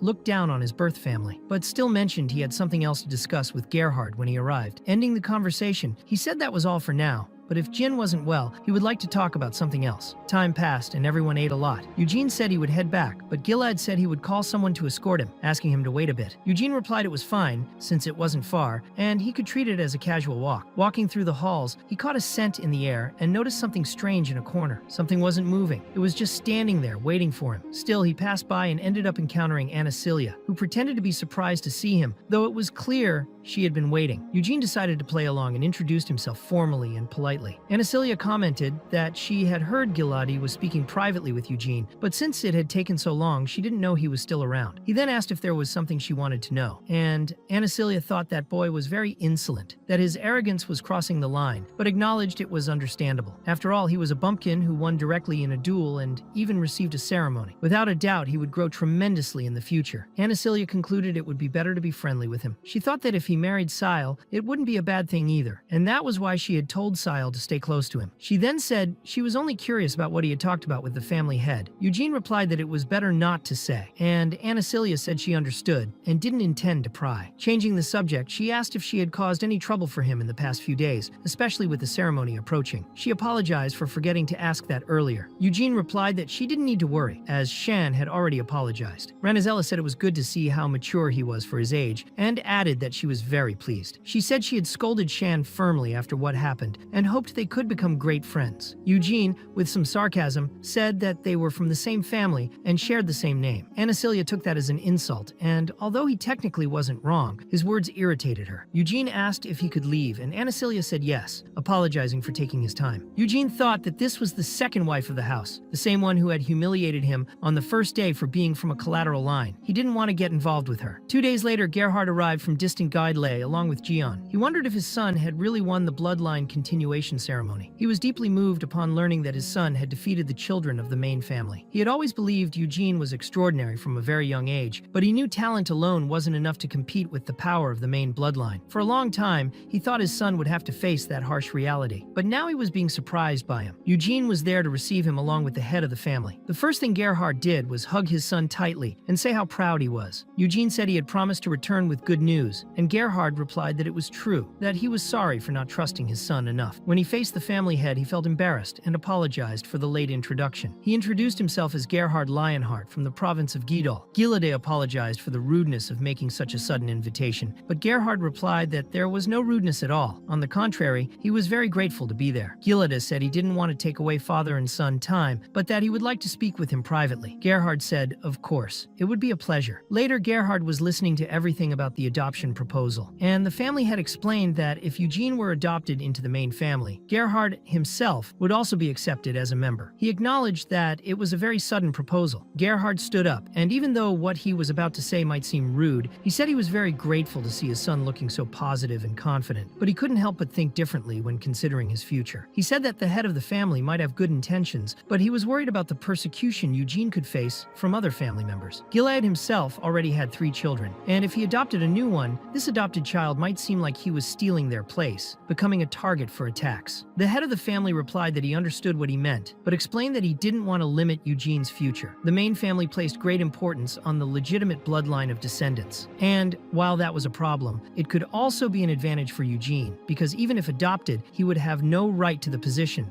of family head, so he wouldn't be seen as a direct threat to the other children. Gilead's intention was for Eugene to become a brother to his children as an adopted child of the main family, and from there, form bonds with them. That relationship could open many opportunities for Eugene in the future. Gerhard replied that he would discuss it with his son. Meanwhile, Eugene was doing what he did best, training. He was demonstrating his agility in fencing when he noticed the look on his father's face and realized he was affected, probably because of the adoption issue. Gerhard recognized the sword his son carried in its sheath. It was the Stormblade, Wynneth, the sword Eugene had personally chosen from the treasure room. Even if he sold their house and everything they had in the territory, Gerhard knew they could never afford a sword like that. He then told Eugene that the head of the family had spoken about the adoption. Eugene confirmed that they had already mentioned it to him. Gerhard said he hoped it would be something good for his son's future, but also warned that it could bring difficulties. Eugene agreed, said he would surely face obstacles, but assured him that his father should trust him. He said that since he was a child, he was never the kind of person who gives up. Gerhard then told Eugene never to forget the name he carries, a name chosen by him and his late wife, and asked him to never forget it. Eugene said yes and stated that even if he became an adopted child, his real father would always be Gerhard Lionheart. He got so emotional that he cried again. Eugene thought that, in the end, it really seemed like he would be adopted. Even if several situations became more annoying, he had much to gain from it, so he thought it was worth enduring. He might not want to be the head of the family, but he knew others wouldn't believe that. The first wife, Theonis, and the second wife, Anicelia, would have no choice but to be cautious of him, and there were only 2 ways to deal with that situation: either ignore everything or crush everything in his path. Later, Gilad, as the head of the family, invited all the children and relatives of those who participated in the ceremony to a grand banquet. The intention was to celebrate the collateral bloodline's victory, so the focus wasn't on the humiliation suffered by the main family. Right in front of Gerhard appeared Desara's father and Gargus's father. Desara's father commented that Gerhard had an exceptional son and said he heard he would be joining the main family. Gargus's father spoke about his family's secret muscle growth medicine, saying that not even the main family had something like that, and asked if Gerhard was interested. Desira's father said it was fate that had brought them all together, and that they could talk more to get to know each other better, since they were all from the collateral bloodline. Gerhard, a bit nervous, replied that of course it could be, but deep down he thought it would be better not to get too close, or else he would end up becoming the center of attention. Just by looking, it was obvious that was Gargus's father. Meanwhile, Cyan was with his mother, completely isolated. excited. Anicelia told him to be proud, said that from now on Kion would always be compared to Eugene. First they would talk about how he lost the duel, then they would make jokes about someone from the main family being defeated at the ceremony. He would have no choice but to feel ashamed, but she told him not to despair. Even if people mocked him, he was a direct descendant of the Lionheart family. She stated that Eugene could never be the head of the family, but he still had many things to offer. That's why she said Kion needed to work hard and give his all. She recommended that he befriend Eugene. Sion asked if it was just because now they were brothers. Anicelia confirmed that yes, that was exactly why, and said they should become good brothers, because that would help him someday. Sion wondered how he could be friends with that guy. Kyle, on the other hand, was more cheerful. She went up to Eugene saying that now they were siblings, right? And asked if she could call him Big Sister. Eugene replied that it didn't make sense, since they weren't real siblings, and besides, why would he call her Big Sister if she was only a few months older than him? Sile replied that it was the same reason she became the youngest in the family, even though she was born only 5 seconds later. Eugene retorted saying that was totally different. Sile kept insisting that Eugene call her Big Sister, pleading just once, please, just once, repeating herself several times, but Eugene thought he would rather die than call a 13-year-old girl Big Sister. Meanwhile, Lobarian was explaining that he couldn't guarantee taking Iode as his disciple at the Red Tower, which specialized in summoning magic. First, Iode would have to pass an aptitude test in Arath. Iode asked what would happen if he passed, and Lobarian replied that it would be great, but that his status as a member of the Lionheart family wouldn't help much unless he had enough talent to surpass other mages. If he didn't, Lobarian wouldn't be able to take him as a disciple. However, before becoming a Tower Master, Lobarian had been a longtime friend of Gilad, so he would protect Iode from criticism and accusations of favoritism, and still offer a good place to train magic according to his aptitude. Iode got excited about that possibility. He thought that even if he didn't become Lobarian's direct disciple, it could be amazing to leave that oppressive family and learn the magic he loves so much. He looked at his father, and Gilad said he didn't need to worry about his opinion. He should just choose what he truly wanted. But then Iode's mother, Theones, appeared saying that this was an opportunity given by his father and that he should accept it gratefully. She acknowledged that her son's interest in magic had always been greater than his interest in swords, but still reminded him that he was her son and was destined to be the head of the family, so he shouldn't forget that. The head of the family nearly scolded Theones, but she said she was only encouraging him as a good mother. Deep down, Theones imagined Anicelia celebrating once she found out that Iode was going to Arath, but she herself had no other choice. Iode wasn't born with enough talent to represent the legitimate bloodline. He was weak and naive by nature, so it would be better for him to meet other mages, grow stronger, and form connections that would help him in the future. She thought that, as a legitimate son of the Lionheart family, this was the best path for him. The day after the banquet, Iode departed with Lobarian for Arath. The children from the other collateral lineages also returned to their homes with their parents. The only guests remaining were Eugene and Gerhardt. Eugene was about to learn mana for the first time since reincarnating into this life. Mana development was divided into 2 parts: breathing and physical training. Breathing consisted of gathering mana from the environment through inhalation, while physical training accumulated mana through bodily movement. Neither was easy, but breathing was far superior to physical training. In his past life, in Hamel's body, he had trained mana through physical exertion, but once he started using breathing after Vermouth and Sienna's advice, he noticed the huge difference it made. The Lionhearts trained mana through breathing, and now Eugene would have the chance to train directly with Gaion. It was explained that a spiritual vein was a place where the mana of the land concentrated. There was a spiritual vein deep in the forest of the main family estate, a place created by Vermouth himself 300 years ago, and it could only be accessed by family descendants. Gaion asked if Eugene was anxious, and he replied that he was more excited than anxious. Even so, Gaion warned that it wouldn't be easy. He also said that it's easier to feel mana the younger you are. He explained that Sion and Sile learned mana when they were 6 years old and took 4 days. Iode, as he recalled, took a week. Children from collateral lineages usually learned mana around Eugene's current age and took at least a month to start sensing it. But Gaion didn't think Eugene would take that long, since he himself would help, and they would also use the spiritual vein. Gaion believed he could do it in 10 days. Eugene thought that 10 days was an exaggeration. He believed he would need only 10 minutes. They were heading toward a small cabin deep in the forest. Gaion looked inside the house, where there was a hidden basement, and inside it, a seal of the Lionheart family. Eugene sat in the center of that seal, ready to begin his training. The mana training method of the main family was a technique inherited directly directly from Vermouth himself, and there was a strict rule that collateral members could not inherit that original technique. For this reason, they used an inferior version called the Red Flame method. However, Jian showed him the original technique, the one passed down through the main bloodline. He had accumulated so much power that he now used the White Flame method. Eugene didn't know the name of it, but he instantly recognized the form. He remembered the incredibly dense mana flowing through Vermouth's body, white flames that looked like a lion's mane. In his past life, he had never been able to surpass that flame. Jian said that, since Eugene couldn't feel mana yet, he could start just with breathing, but Eugene replied that he was already feeling it. Jian thought he was just imagining things and wanted to test if that was true. Eugene, with his eyes closed, affirmed that he could indeed feel mana right beside him, right at that exact moment. He was truly sensing it, and when he asked how long Jian would keep up the process, he heard from him that this was madness. Jian thought Eugene was progressing way too fast, so he sat beside him and said that since Eugene was already beginning to feel mana, they could move forward. From that point on, Eugene shouldn't say another word, because he needed to focus completely on what was happening inside his body. Eugene closed his eyes, took a deep breath, and began to feel the flow of mana. He imagined himself breathing in mana along with the air, guiding it into his lungs and directing it toward his heart, exactly like the White Flame method. While he was doing that, Jian stepped back a little and watched silently, impressed. Jian realized that Eugene was going beyond expectations, already refining mana within his body, even though he had just received his first dose. It was unbelievable. He thought that boy was completely insane. Meanwhile, Eugene kept sensing and breathing mana. Since he still had the memories of his past life, the process became less difficult. The most impressive thing was how easily his current body accepted the mana. With each breath, he was able to absorb more mana, but he soon reached his limit. His heart was full, and when he opened his eyes, he was sweating. Jian was surprised at the size of the mana core Eugene had created. Normally, someone would start with a much smaller core. He told the boy that he was a monster, and Eugene asked if that was a compliment. Jian replied that yes, it was a big compliment. As they walked back through the forest, Jian explained that the main difference between the Red Flame and White Flame methods was in the core's ability to divide. No matter how much one trained using the Red Flame method, the number of cores in the body would be limited to just one. But with the White Flame method, after a certain point, the core would split, allowing mana to be stored more efficiently. These split cores resonated with each other and amplified magical power. This stage was called the Divided Star Core. The legendary Vermouth had reached 10 stars. In the history of the Lionheart family, only he had accomplished that. Jian said that both he and Gilad had 6 stars. Iode, Cyan, and Sile had only 1, and he didn't know much about Iode, but he said the twins would probably reach the 2nd star by next year. He explained that, having started learning mana at the age of 6, it took them about 8 years to go from the 1st to the 2nd star. When Jian asked if Eugene would be able to reach that level, he said that it would definitely be much faster, as long as he didn't slack off. Eugene replied that he would do his best, but he thought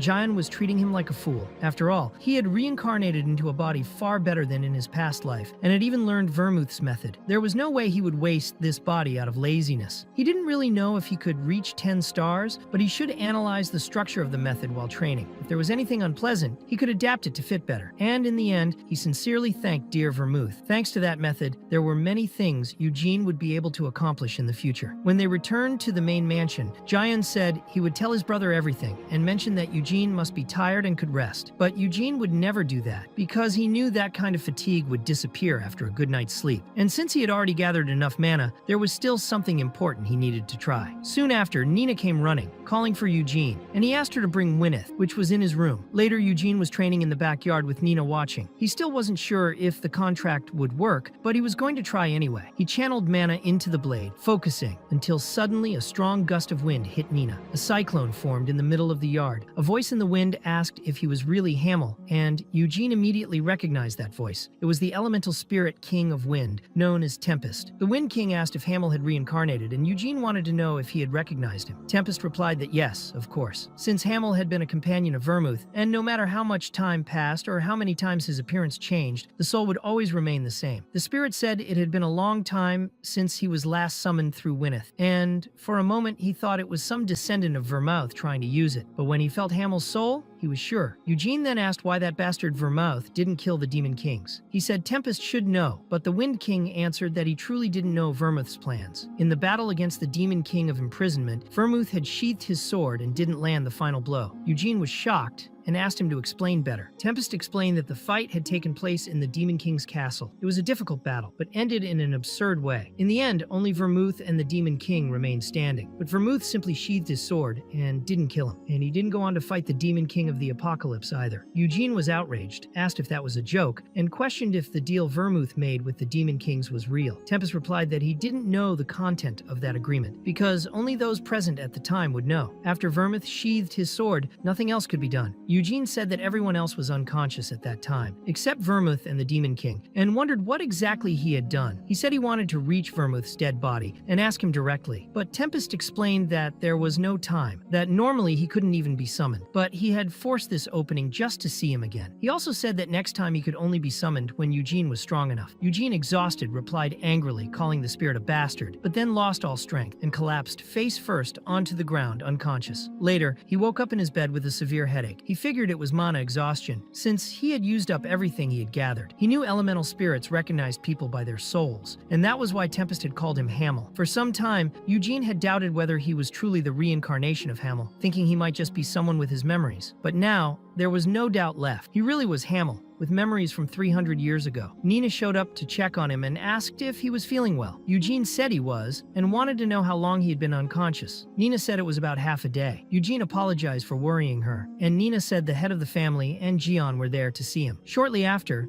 the two of them entered the room. Gilad said he had heard the whole story from Nina, including the windstorm that occurred when Eugene picked up Wynneth, and wanted to know if he had really managed to summon an elemental. Eugene thought that a storm that size had probably been seen by many people, so he couldn't reveal everything to the others, only a few small details. He said that the Wind Elemental King had appeared, which left everyone shocked. He explained that the king only appeared to see who he was, since it had been a long time since he was last summoned. Jian asked if that was true, because no one from the family had summoned the Elemental King since Vermouth himself, and Eugene confirmed. He said the Wind King told him he was not strong enough yet and hoped to see him again when he was more grown. Gilad remarked that Eugene really was a fascinating child. He said Jian had explained everything that happened in the spiritual world, said Eugene had sensed mana at the right time, and formed a core with the white flame method, which was already amazing on its own. Even so, he managed to draw the attention of the Elemental King. They suggested he rest for a few days. Jian said they would continue the lessons later and that he had even planned to go out and train, but thought it was more important to develop Eugene's talent now. Eugene thanked them but said he didn't want to take up their time. Jian told him not to worry, that he wanted to teach him soon, and that he was also teaching the twins. The head of the family would help too. Gilad thought he hoped his twin children would use Eugene as inspiration. At that moment, they were about to duel. Syl asked if Cyan had heard that Eugene's white flame method had already reached 1 star, and mentioned that it had taken them a long time to get their first star. Cyan said it hadn't been that long, and they said 1 month was already among the shortest times in the family's history, but Eugene had achieved it in a single day. Then the duel began. Eugene was only pretending to rest. He wondered if everyone had already left, then picked up Wynneth, used mana, and summoned wind spirits. He could only summon a lesser elemental, the Sylph, which was the most his mana allowed. Eugene asked if she had heard anything from her king, but the Sylph couldn't answer, since she couldn't even speak due to her very low intelligence. Even so, Eugene threatened her, telling her to let the storm know that if he was lying, he was going to beat him up. The Sylph understood the message and returned to the spiritual realm. Hamel had been the only one to die in the castle of the Demon King of Confinement, and the only ones who knew the content of the pact were Vermouth and the Demon King. One day Eugene would need to go to Helmuth, not only there, but also to Aroth, Eurus, and Luhar. If he went to those places, finding out what had happened to his old companions would also be good, but for now he couldn't. His young body couldn't handle such a long journey, but one day it would. Looking at himself in the mirror, Eugene said that time really flies. He was now Eugene Lionheart, 4 years later, and 17 years old. He thought his body was good enough. He trained mana every single day without stopping and was close to reaching 3 stars with the white flame method, but something was still missing to use all his power with this body. He needed to go beyond what he had learned in his past life. He said maybe he should go to Aroth to study magic. Cyan asked what he was talking about. Eugene explained that in the morning he had been training the white flame method and managed to make his cores rotate as if they were in orbit, accumulating so much white flame that Cyan was speechless. He asked how that was possible since he started training mana 7 years after Eugene and had only recently reached 3 stars, while Cyan was still at the 2nd. Eugene said that everything had a reason. He was a genius. Sen said he was going to kill him since he got beaten up every morning by Eugene, but Eugene answered that he was always the one asking for duels. If you don't want it, then don't ask. He didn't care. Cyan asked why he was talking about magic now, after spending so much time training with a sword. He brought up what happened to Iode after going to Aroth to study magic. Even after the succession ceremony, Iode's talent wasn't enough to become Loberian's disciple. Although he entered the Red Tower, he hadn't achieved much even after 4 years. He just wandered around the tower doing nothing. Eugene said he was talking about his older brother. The Lord told him not to act like a know-it-all, saying he would learn magic and stay in the main house. If he went to Arath, Sile would be sad. Eugene asked if it was really her who would be sad and lonely. He said good for her. Eugene was going to meet the head of the family. If he talked about reaching 3 stars, maybe he could get permission to leave a little earlier. Of course, Kyan was extremely upset, not understanding why Eugene was suddenly talking about learning magic. Later, Gilead was quite shocked to hear that Eugene wanted to study magic in Arath. He commented that no one had ever reached the 3rd star of the White Flame method at his age, and that if he kept training, he might even reach the 4th star. Eugene said he noticed something as soon as he reached the 3rd star. If he kept doing the same things as before, he might not evolve much. He wanted to learn new things, and even though he didn't know if he had talent for magic, he believed that being introduced to it now could help him see mana from a new perspective. Learning something completely different would be a valuable experience, and he was sure it wouldn't be in vain. That was the request he made to the head of the family. Gilead reflected, looked at him closely, and asked him to lift his head. As head of the family, he could grant Eugene's wish to study. He said he understood his intentions, but Eugene needed to promise one thing. He could not study dark magic. Arath had the Black Tower, where dark mages gathered. Unlike the past, there were no longer any dangerous rumors, and public perception of them was no longer as negative. Still, the Lionhearts were descendants of the Great Vermouth, and it was a family tradition to oppose dark magic. Eugene thought he knew very well the terrible things those mages had done 300 years ago. He said Gilead didn't need to worry, because he also hated dark magic. After that, while walking through the halls, he heard a strange noise, a knock on the door. Someone was asking to talk for a bit. Eugene told them to leave, but the voice replied that she couldn't. She was sweaty from training and didn't want to come out like that. She asked if he was really going to Arath. Eugene asked if Cyan had told her, and Sile said yes, and that he had reached the 3rd star. She wanted to know why he was going there just to learn magic, since he already had elemental spirits. She said he didn't need to go to Arath, just to bring back a mage from the capital. She also mentioned that while he was away, her and Cyan's skills would catch up to his. Eugene said that would be great, so they could have fun during duels. It had been a long time since he dueled her. Sile asked if he would cancel his trip to Arath if she started dueling him. Eugene replied that he would still go. She asked how long he would be gone, and Eugene said he would find out once he got there, but it would be a few years. Kyle was surprised by the length of time and said that things get really hard when you leave home. She also asked about Sir Gerhard, and Eugene said his father would be fine without him. He had already gotten used to life in the main house, was hunting regularly, and had lost a lot of weight. Sile said that Uncle Gian would also be sad, and mentioned that when Kian talked about it, it seemed like he didn't want Eugene to go either. Even so, he said he would leave and told everyone to train hard. Sile finally opened the door, and as he walked down the corridor, she asked again if he was really going. Eugene just waved his hand, and Sile called him an idiot. She didn't want him to go either. At another time, talking with his father, Gerhard gave him some advice not to hang around the wrong people, and not to be lazy with his studies. Eugene told his father to keep exercising while he was away, so he wouldn't get that belly back. Gerhard said his son was already taller than him, and wished him a great journey. Later, during the farewell at the teleportation portal, Gilead asked if he really didn't need any guards, but Eugene had full confidence that he could protect himself. Gilead agreed, since he had now reached the 3rd star. Everyone had gathered for the farewell, forming a small party. Eugene's father was crying a lot, and Eugene asked him to stop crying for God's sake. He said he wasn't going to stay just because he was there crying like a big baby. Since he had to leave anyway, he asked him to say goodbye with a smile. Gerhard realized his son was right, so he smiled at him. Eugene promised he would come back one day and set off toward the capital of the magical kingdom of Arath. The place was called the Pentagon, where the 5 magic towers formed a large pentagram around the palace. Flying carriages and all kinds of magical technology passed through the sky. Eugene thought he had been there in his past life as Hamel, but the scenery had changed a lot. The station floated, and even among the magical kingdoms, only Arath had a teleportation portal in the sky. The station was sustained by countless spells, showing just how excellent Arath's magic was, as well as reinforcing the commercial value and convenience of the place. The guide accompanying him commented that the scenery could be considered a cultural treasure of Arath. He explained that the Pentagon had more than 15 floating stations, all created by Sienna. Eugene said even the floating carriage had been her idea. The guide confirmed and reassured Eugene, saying that even though the technology was over 100 years old, the accident rate was very low. Eugene thought that even so, it still wasn't zero. Before visiting the tourist spots, Eugene said he wanted to go to the mansion of the wise Sienna. The guide said it was a great choice. When people came to the Pentagon, most visited 3 main places: the mansion, the magic tower, and the night view. He explained that 300 years ago, after returning from the demon realm, Sienna became the youngest master of a magic tower upon arriving in Arath. Because of that, there was a bronze statue of her likeness in the plaza of the Green Magic Tower. The mansion was where Sienna lived until the end of her life. About 200 years ago, she left the mansion with a letter of retirement. Eugene asked if no one knew where she went after that. The guide guide explained that many mages from Arath and Sienna's disciples had tried to track her down, but no one had been able to find her. The saddest part, he said, was that she disappeared on her own birthday. The guide said he had a theory. He believed she went toward the demon realm of Helmuth, because it was on that same day 200 years ago, when she turned 100, that she left behind the body of Hamel, the fool, and returned to the demon realm. She remembered her fallen companion every day,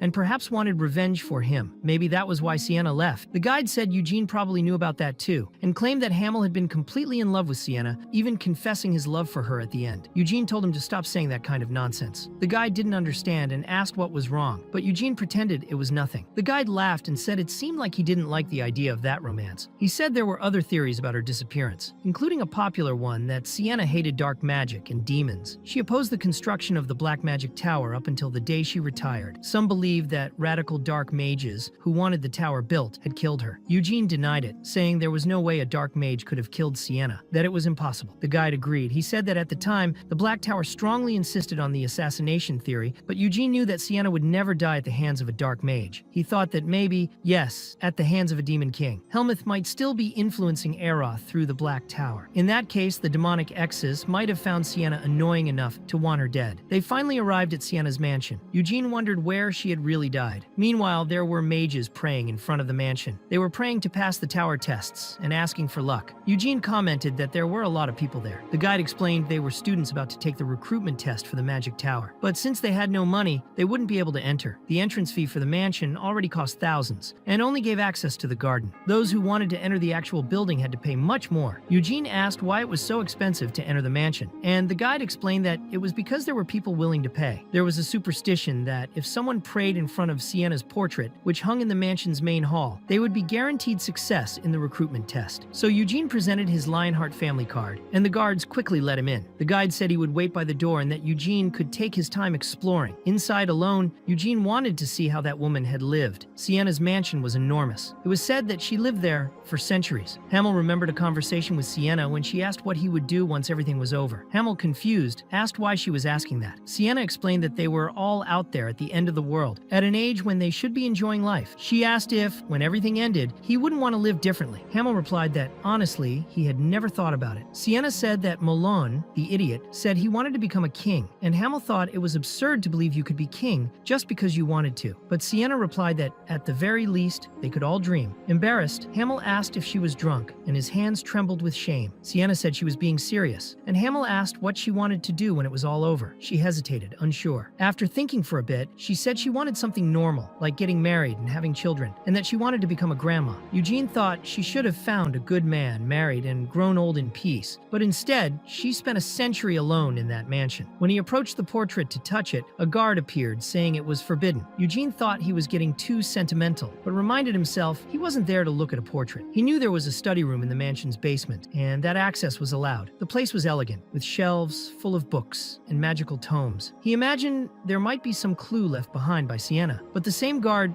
appeared again, saying it was forbidden to touch. Eugene replied that he had already understood. He thought that if he couldn't open the books, he would have to limit himself to analyzing the titles, trying to find something interesting. He then remembered his necklace, stored in the magical treasure vault, whose memory had been overwritten. Eugene connected with it and wondered if all this was coincidence, or if he had been searching too much. The idea that the necklace reacted to his soul, just like the storm, reinforced the possibility that someone was directly interfering in his current life. If Sienna was the one who did it, he would find out. Later, he returned to the portrait. He looked again at the study room, the bedrooms, and all the other rooms, but nothing caught his attention. He truly didn't know what to do. He said out loud that if Sienna wanted something, she should say it clearly. Then he raised his middle finger to the portrait, saying that if she was angry, she should come speak to him in person. But since nothing happened, he muttered that she could only do that if she were still alive. It was already night when the guide commented that Eugene's visit had been longer than expected. He said he didn't imagine he would have to wait until sunset. Eugene gave a generous tip, a gold coin, and the guide asked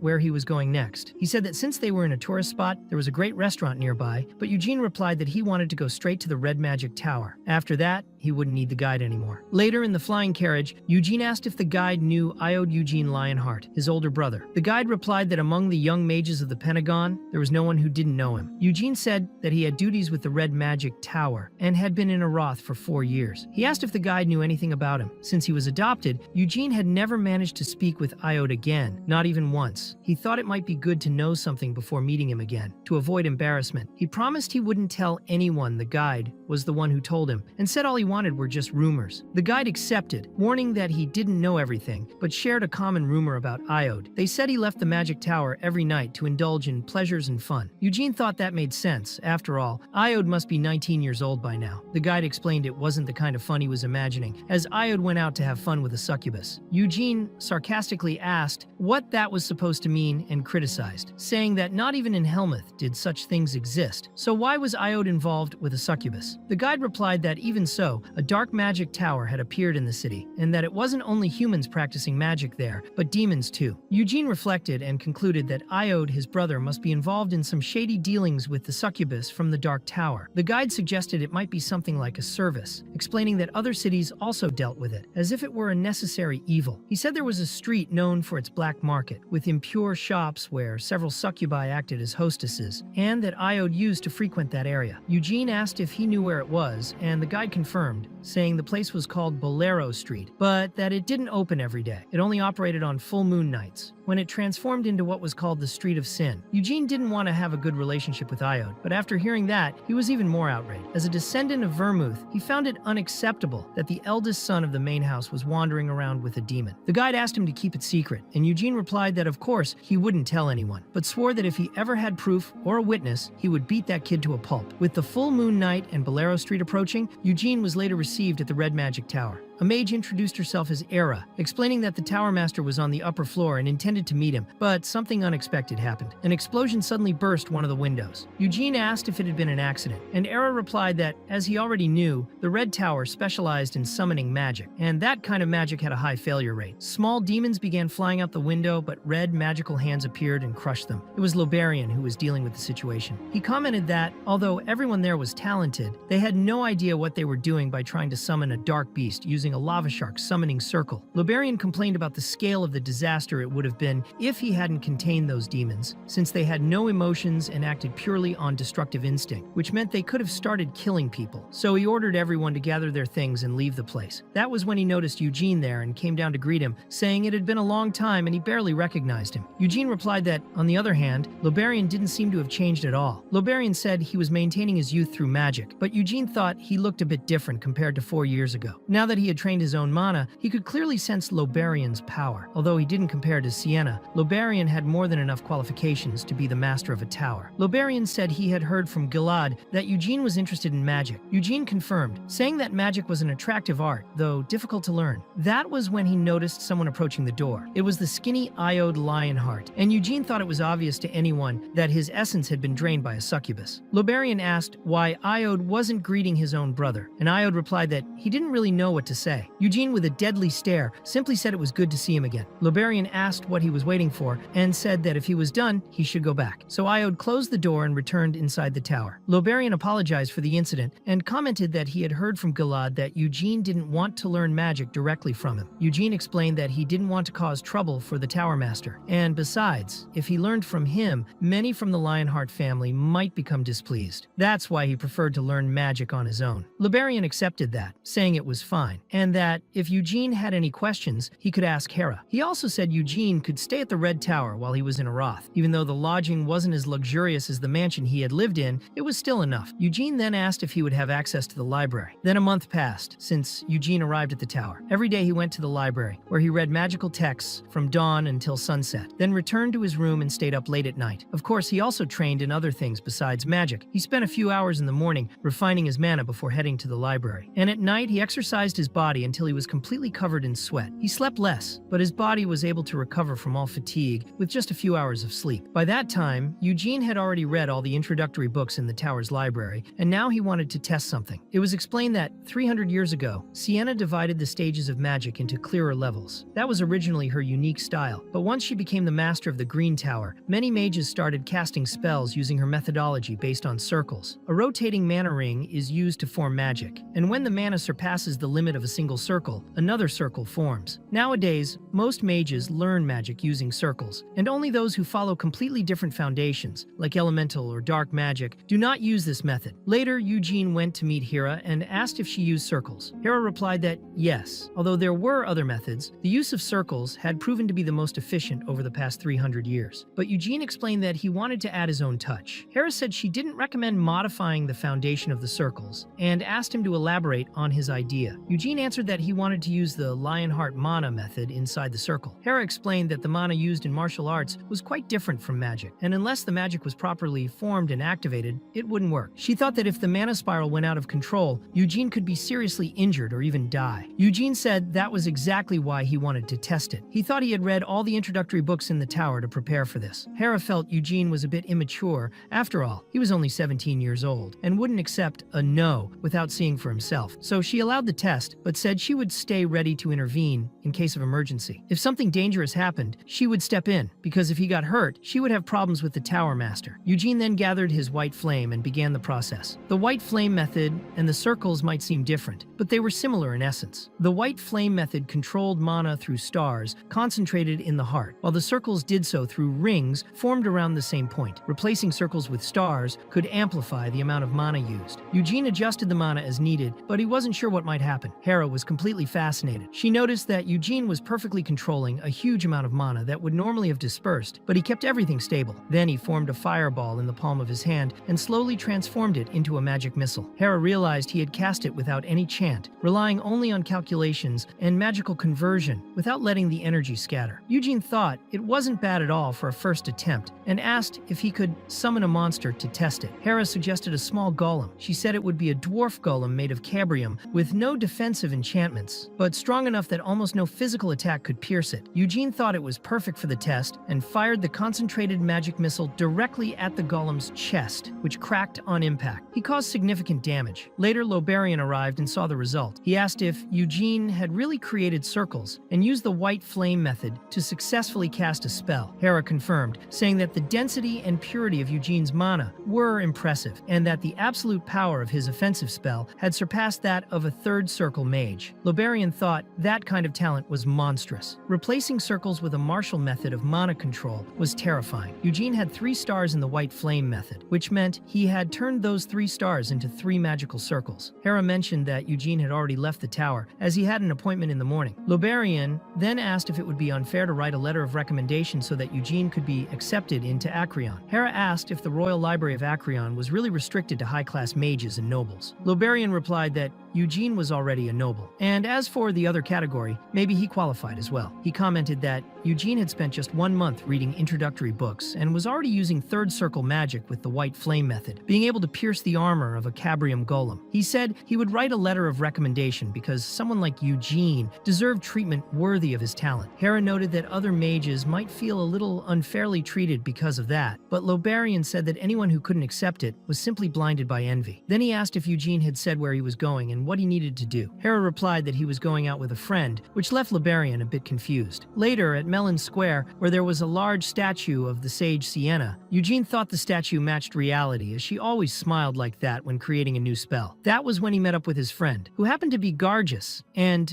just his appearance left Eugene completely shocked. Gargis was absolutely jacked, and Eugene wondered how an 18-year-old could have such a massive beard. Gargis commented that Eugene had grown, not as much as him, but the one who was really big here was himself. When he shook Eugene's hand, he said that just by the grip, he could tell Eugene had trained a lot over the past 4 years, but even so, it still wasn't enough. That's why he brought his special muscle growth formula. Eugene declined, and Gargis asked why. He explained that Eugene's own father had only managed to slim down and gain muscle thanks to the help of that formula, so he should know better than anyone. Eugene replied that it was fine for his father to use it, but asked him to stop pushing that stuff on him, using his father as an excuse. Then he asked why Gargis wanted to meet with him. Gargis said he wasn't just there to deliver the formula, he also wanted to go to Bolero Street. He had heard that the testicles of a giant would be up for auction that night. Eugene was confused and asked if he really meant testicles. Gargis confirmed, saying yes, a giant's balls.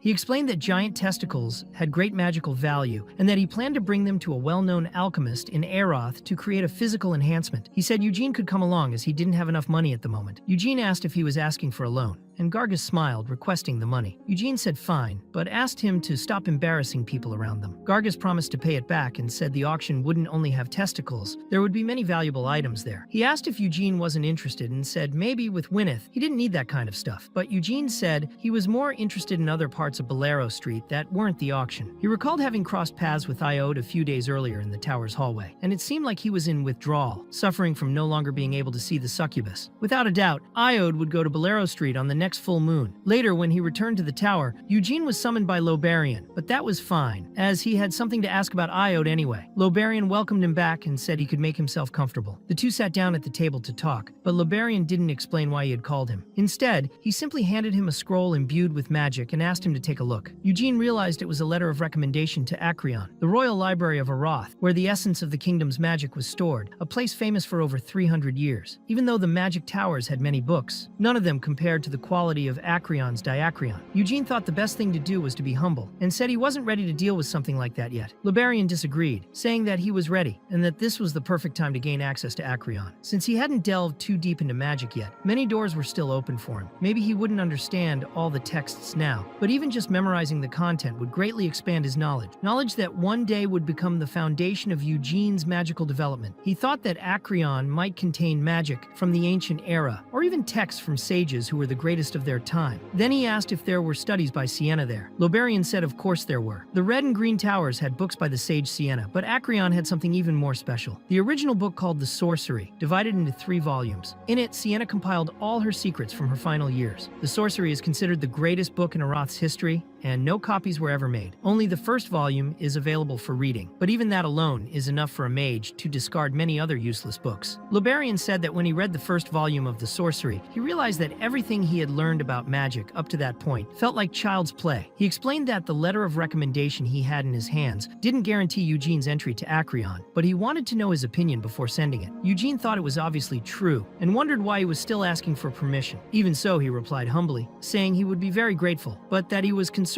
his lack of skill might be a problem. Lobarian assured him that would not be an obstacle. Eugene just wanted to make sure Lobarian wouldn't use this against him in the future, because he knew it wasn't easy to find a tower master who wasn't petty. But before changing the subject, he wanted to ask something about Iode. He said he had heard since arriving in Aroth that Iode wasn't studying magic, but instead spending his time with a succubus on Bolero Street. Lobarian's reaction was one of surprise, which to Eugene was a clear sign that he already knew about Iode's behavior. Lobarian admitted it was true that he had tried to warn Iode many times, but was never able to stop him. In the past, many people had died because of succubi, having their essence drained. But when Helmuth opened its borders, the demons completely changed their attitudes. This also applied to succubi. They still drained people's essence, but no longer killed anyone, because the Queen of Nightmares from Helmuth had forbidden it. Even so, Eugene said that didn't justify his brother's actions. Lobarian asked him to try to consider Iode's point of view, who had arrived at the tower 4 years earlier with high expectations, but his talent didn't match what was expected of him. He faced many hardships, received help, but reached a point where he could no longer progress. Iode couldn't handle the expectations that came with his family name. The pressure only grew. He thought relieving his stress that way wouldn't do any harm, but was warned not to get addicted, because Lobarian knew very well what could happen. Eugene wasn't insensitive. He knew what it was like to live for 4 years in the Lionheart family's main house, dealing with hot-tempered people like Teonese and manipulators like Anacilia, both talented and ambitious. Iode had always felt pressured by that. The reason he stayed at the Magic Tower, even while being mocked, was that it was still better than going back home. Eugene knew Iode had a sad story, but he thought relieving stress that way wasn't acceptable. Even if demons could smile nowadays, they were still demons. They would never truly mix with humans. He needed to see with his own eyes what that succubus was doing to Iode. Later, on the night of the full moon, Eugene and Gargis were on Bolero Street, but they were in disguise. Gargis asked why they were using a magical disguise, and Eugene replied that it would be a scandal if 2 more Lionhearts were seen on that street. It would damage the family's image. Gargis agreed. That's when the guide contacted Eugene through a magical communication device, asking if he had already arrived. The guide explained that the communicator only worked inside Bolero Street and would signal as soon as Iode was found. Eugene asked if Iode wouldn't also be magically disguised, but the guide answered no. He never used disguise magic and still wore the same clothes as always, so he wouldn't be hard to spot. Eugene grew more and more disappointed with Iode, thinking that this behavior was pathetic. Gargus asked if Eugene had other matters there, but Eugene replied that he would handle this one alone. First, they went to the auction. Bolero Street had numerous auctions, but they all followed the same rule: blind bids. Each group stayed in a separate room, without seeing who else was participating. The person explaining the rules said there were 3 buttons in the room. The middle button was to place a bid, the right one to increase the bid, and the left in case assistance was needed. So Eugene and Gargi stayed together in one of these rooms, waiting for the auction to start. Gargus thought Eugene didn't like that sort of thing, but Eugene replied that he needed something to pass the time, and was also curious to see what would happen. Then the magic hologram appeared, broadcasting the auction. The auctioneer thanked everyone for attending and explained that the event would mostly deal with rare magical materials, especially those coming directly from Helmuth, which were of the highest quality. The first item presented was the Horn of Balarex, with an opening bid of 10 million. After that, the next items were the Proxia fruit, Mandrake root, and Uzurok flower. Eugene asked if he was sure the testicles would be there, and Gargus assured him they would since his source was reliable. The auctioneer then announced the next item, a metal even they couldn't identify, something no one had purchased so far, but which might catch someone's interest. This metal had been found in the Khazard region and emitted a beautiful glow when exposed to moonlight. It was so durable they couldn't reshape it or make it accept any kind of mana. The auctioneer said that even so, it could serve as a beautiful decoration, and the glow it emitted was impressive, so he would start the bidding at 1 million. As soon as he saw it, Eugene hit the button to participate and placed his bid of 1 million. He had never imagined he would find that thing there, for it was the missing sword, destruction given form, a weapon that had not been described in any history since then, the Moonlight Sword. That metal was a fragment of it. When Eugene brought the item home, Gargus asked why he had taken something so useless, but now that Eugene was holding the fragment, he was certain it was indeed part of the Moonlight Sword. The place where the fragment had been found, Khazard, was the very place the Moonlight Sword had once been discovered in his previous life. Maybe Vermouth had returned the sword to its original location because it was extremely dangerous. The cursed sword had never accepted anyone besides Vermouth as its wielder, and wherever it passed, it brought destruction. Perhaps Vermouth had broken the sword into pieces to prevent it from being used again. Jay thought that maybe some energy remained within it, but it was only a useless fragment that no longer carried the same sinister feeling it had 300 years ago. Then the guide called, informing them that Iode had appeared, and Eugene said he was leaving, giving his card to Gargus and asking him to use it wisely, only to buy the testicles. Guided by the informant, Eugene headed toward the northern area of the street and found a shop named Rafflesia. The guards asked if he was a customer, and Eugene thought those damn demons were right in front of him. It was the first time he had seen them since his reincarnation. If it had been in his previous life, he would have killed both without a second thought. He said he just wanted to take a quick look inside, and the guard explained that the entry fee was 2 million, asking if he would still go in. Eugene showed the money and entered. Inside, the place was a bar full of succubi in short skirts, but he didn't find the one he was actually looking for, Iode. He asked the waitress where he could go to dream, and the succubus asked if he was in such a rush and if it was his first time there. She said the dreams were in the rooms downstairs, but suggested he have a drink first. Eugene replied that he had already drunk enough and would go there now. The succubus teased him, asking if he was embarrassed about what he wanted, then suggested they go to the room first. Going down the stairs, Eugene commented that the place was really creepy, that it was the first time he had seen anything like it. But the succubus told the cutie to relax, that soon he would receive the essence. But Eugene already knew the kind of hallway he was in and was prepared. He said he would sleep at home, so he would only pay for the drinks and didn't need any change. The succubus, confused, thought something was off about that guy. But even so, she led him to the exit through a corridor that went directly to the restaurant. At the restaurant, Eugene ordered the best dish they had, with lots of meat, and was devouring a real feast when he finally spotted the wretched Iode, who was being helped by 2 demons. Eugene thought that bastard, the Lionheart family's firstborn, had not only been seduced by a succubus, but couldn't even walk without help. They were taking him somewhere else, so Eugene dropped his food and started following them. They went into a dark and very suspicious alley, but before he could continue, Eugene was stopped by other people. One of the guards told him not to interfere where he wasn't called, but Eugene firmly asked who exactly had been called there. The man tried to strangle Eugene, but Eugene didn't even flinch, because in the next second, the guy had already been punched in the chin and fell immediately. The other 2 came at him, one with a knife and the other with a sword, trying to attack at the same time, but Eugene dodged effortlessly and struck them before they could even see his movements. He wondered what kind of place that was, but the 3 were already unconscious. He kicked one of them just to be sure, and decided it would be faster to find out everything on his own. Eugene went straight ahead, broke down the door, and upon entering, sensed some kind of smoke lingering in the air. He wondered if Iode had started using drugs too, which would be a sudden change. One One of the people inside the room asked who he was, and he replied that they should have left guards outside. Eugene saw a beastman, a demon, and a human huddled in a corner getting high, and he sarcastically commented that this was what was supposed to bring world peace. After these provocations, they naturally retaliated with magic missiles. But Eugene easily took them all down. He asked where Iode was, but since no one answered, he drew his sword and warned them that he would kill them and find Iode on his own. In truth, he didn't attack them directly. The first thing he did was imbue his blade with mana and invoke the elemental power of wind, breaking everything around him. He realized Iode wasn't in any of the rooms on the first or second floor, which meant he could only be on the third. Eugene used magic missiles to break open the path and floated up to the third floor with the power of wind. On the third floor, there was only one room, and Eugene was certain that Iode was inside. From that room, he felt a very dark presence and already knew what was coming. When a storm of dark magic erupted, Eugene defended himself using the fragment of the Moonlight Sword. He thought the fragment worked very well, even incomplete, because the Moonlight Sword had always possessed the ability to repel any mana. Then Eugene asked if that was dark magic, but the dark mage was in shock and wondered how that was possible, since it should have killed him. Eugene recalled what Gilade always said, that none of his children should ever learn dark magic, but even so, his own biological son, a direct descendant of Vermouth, had done exactly that.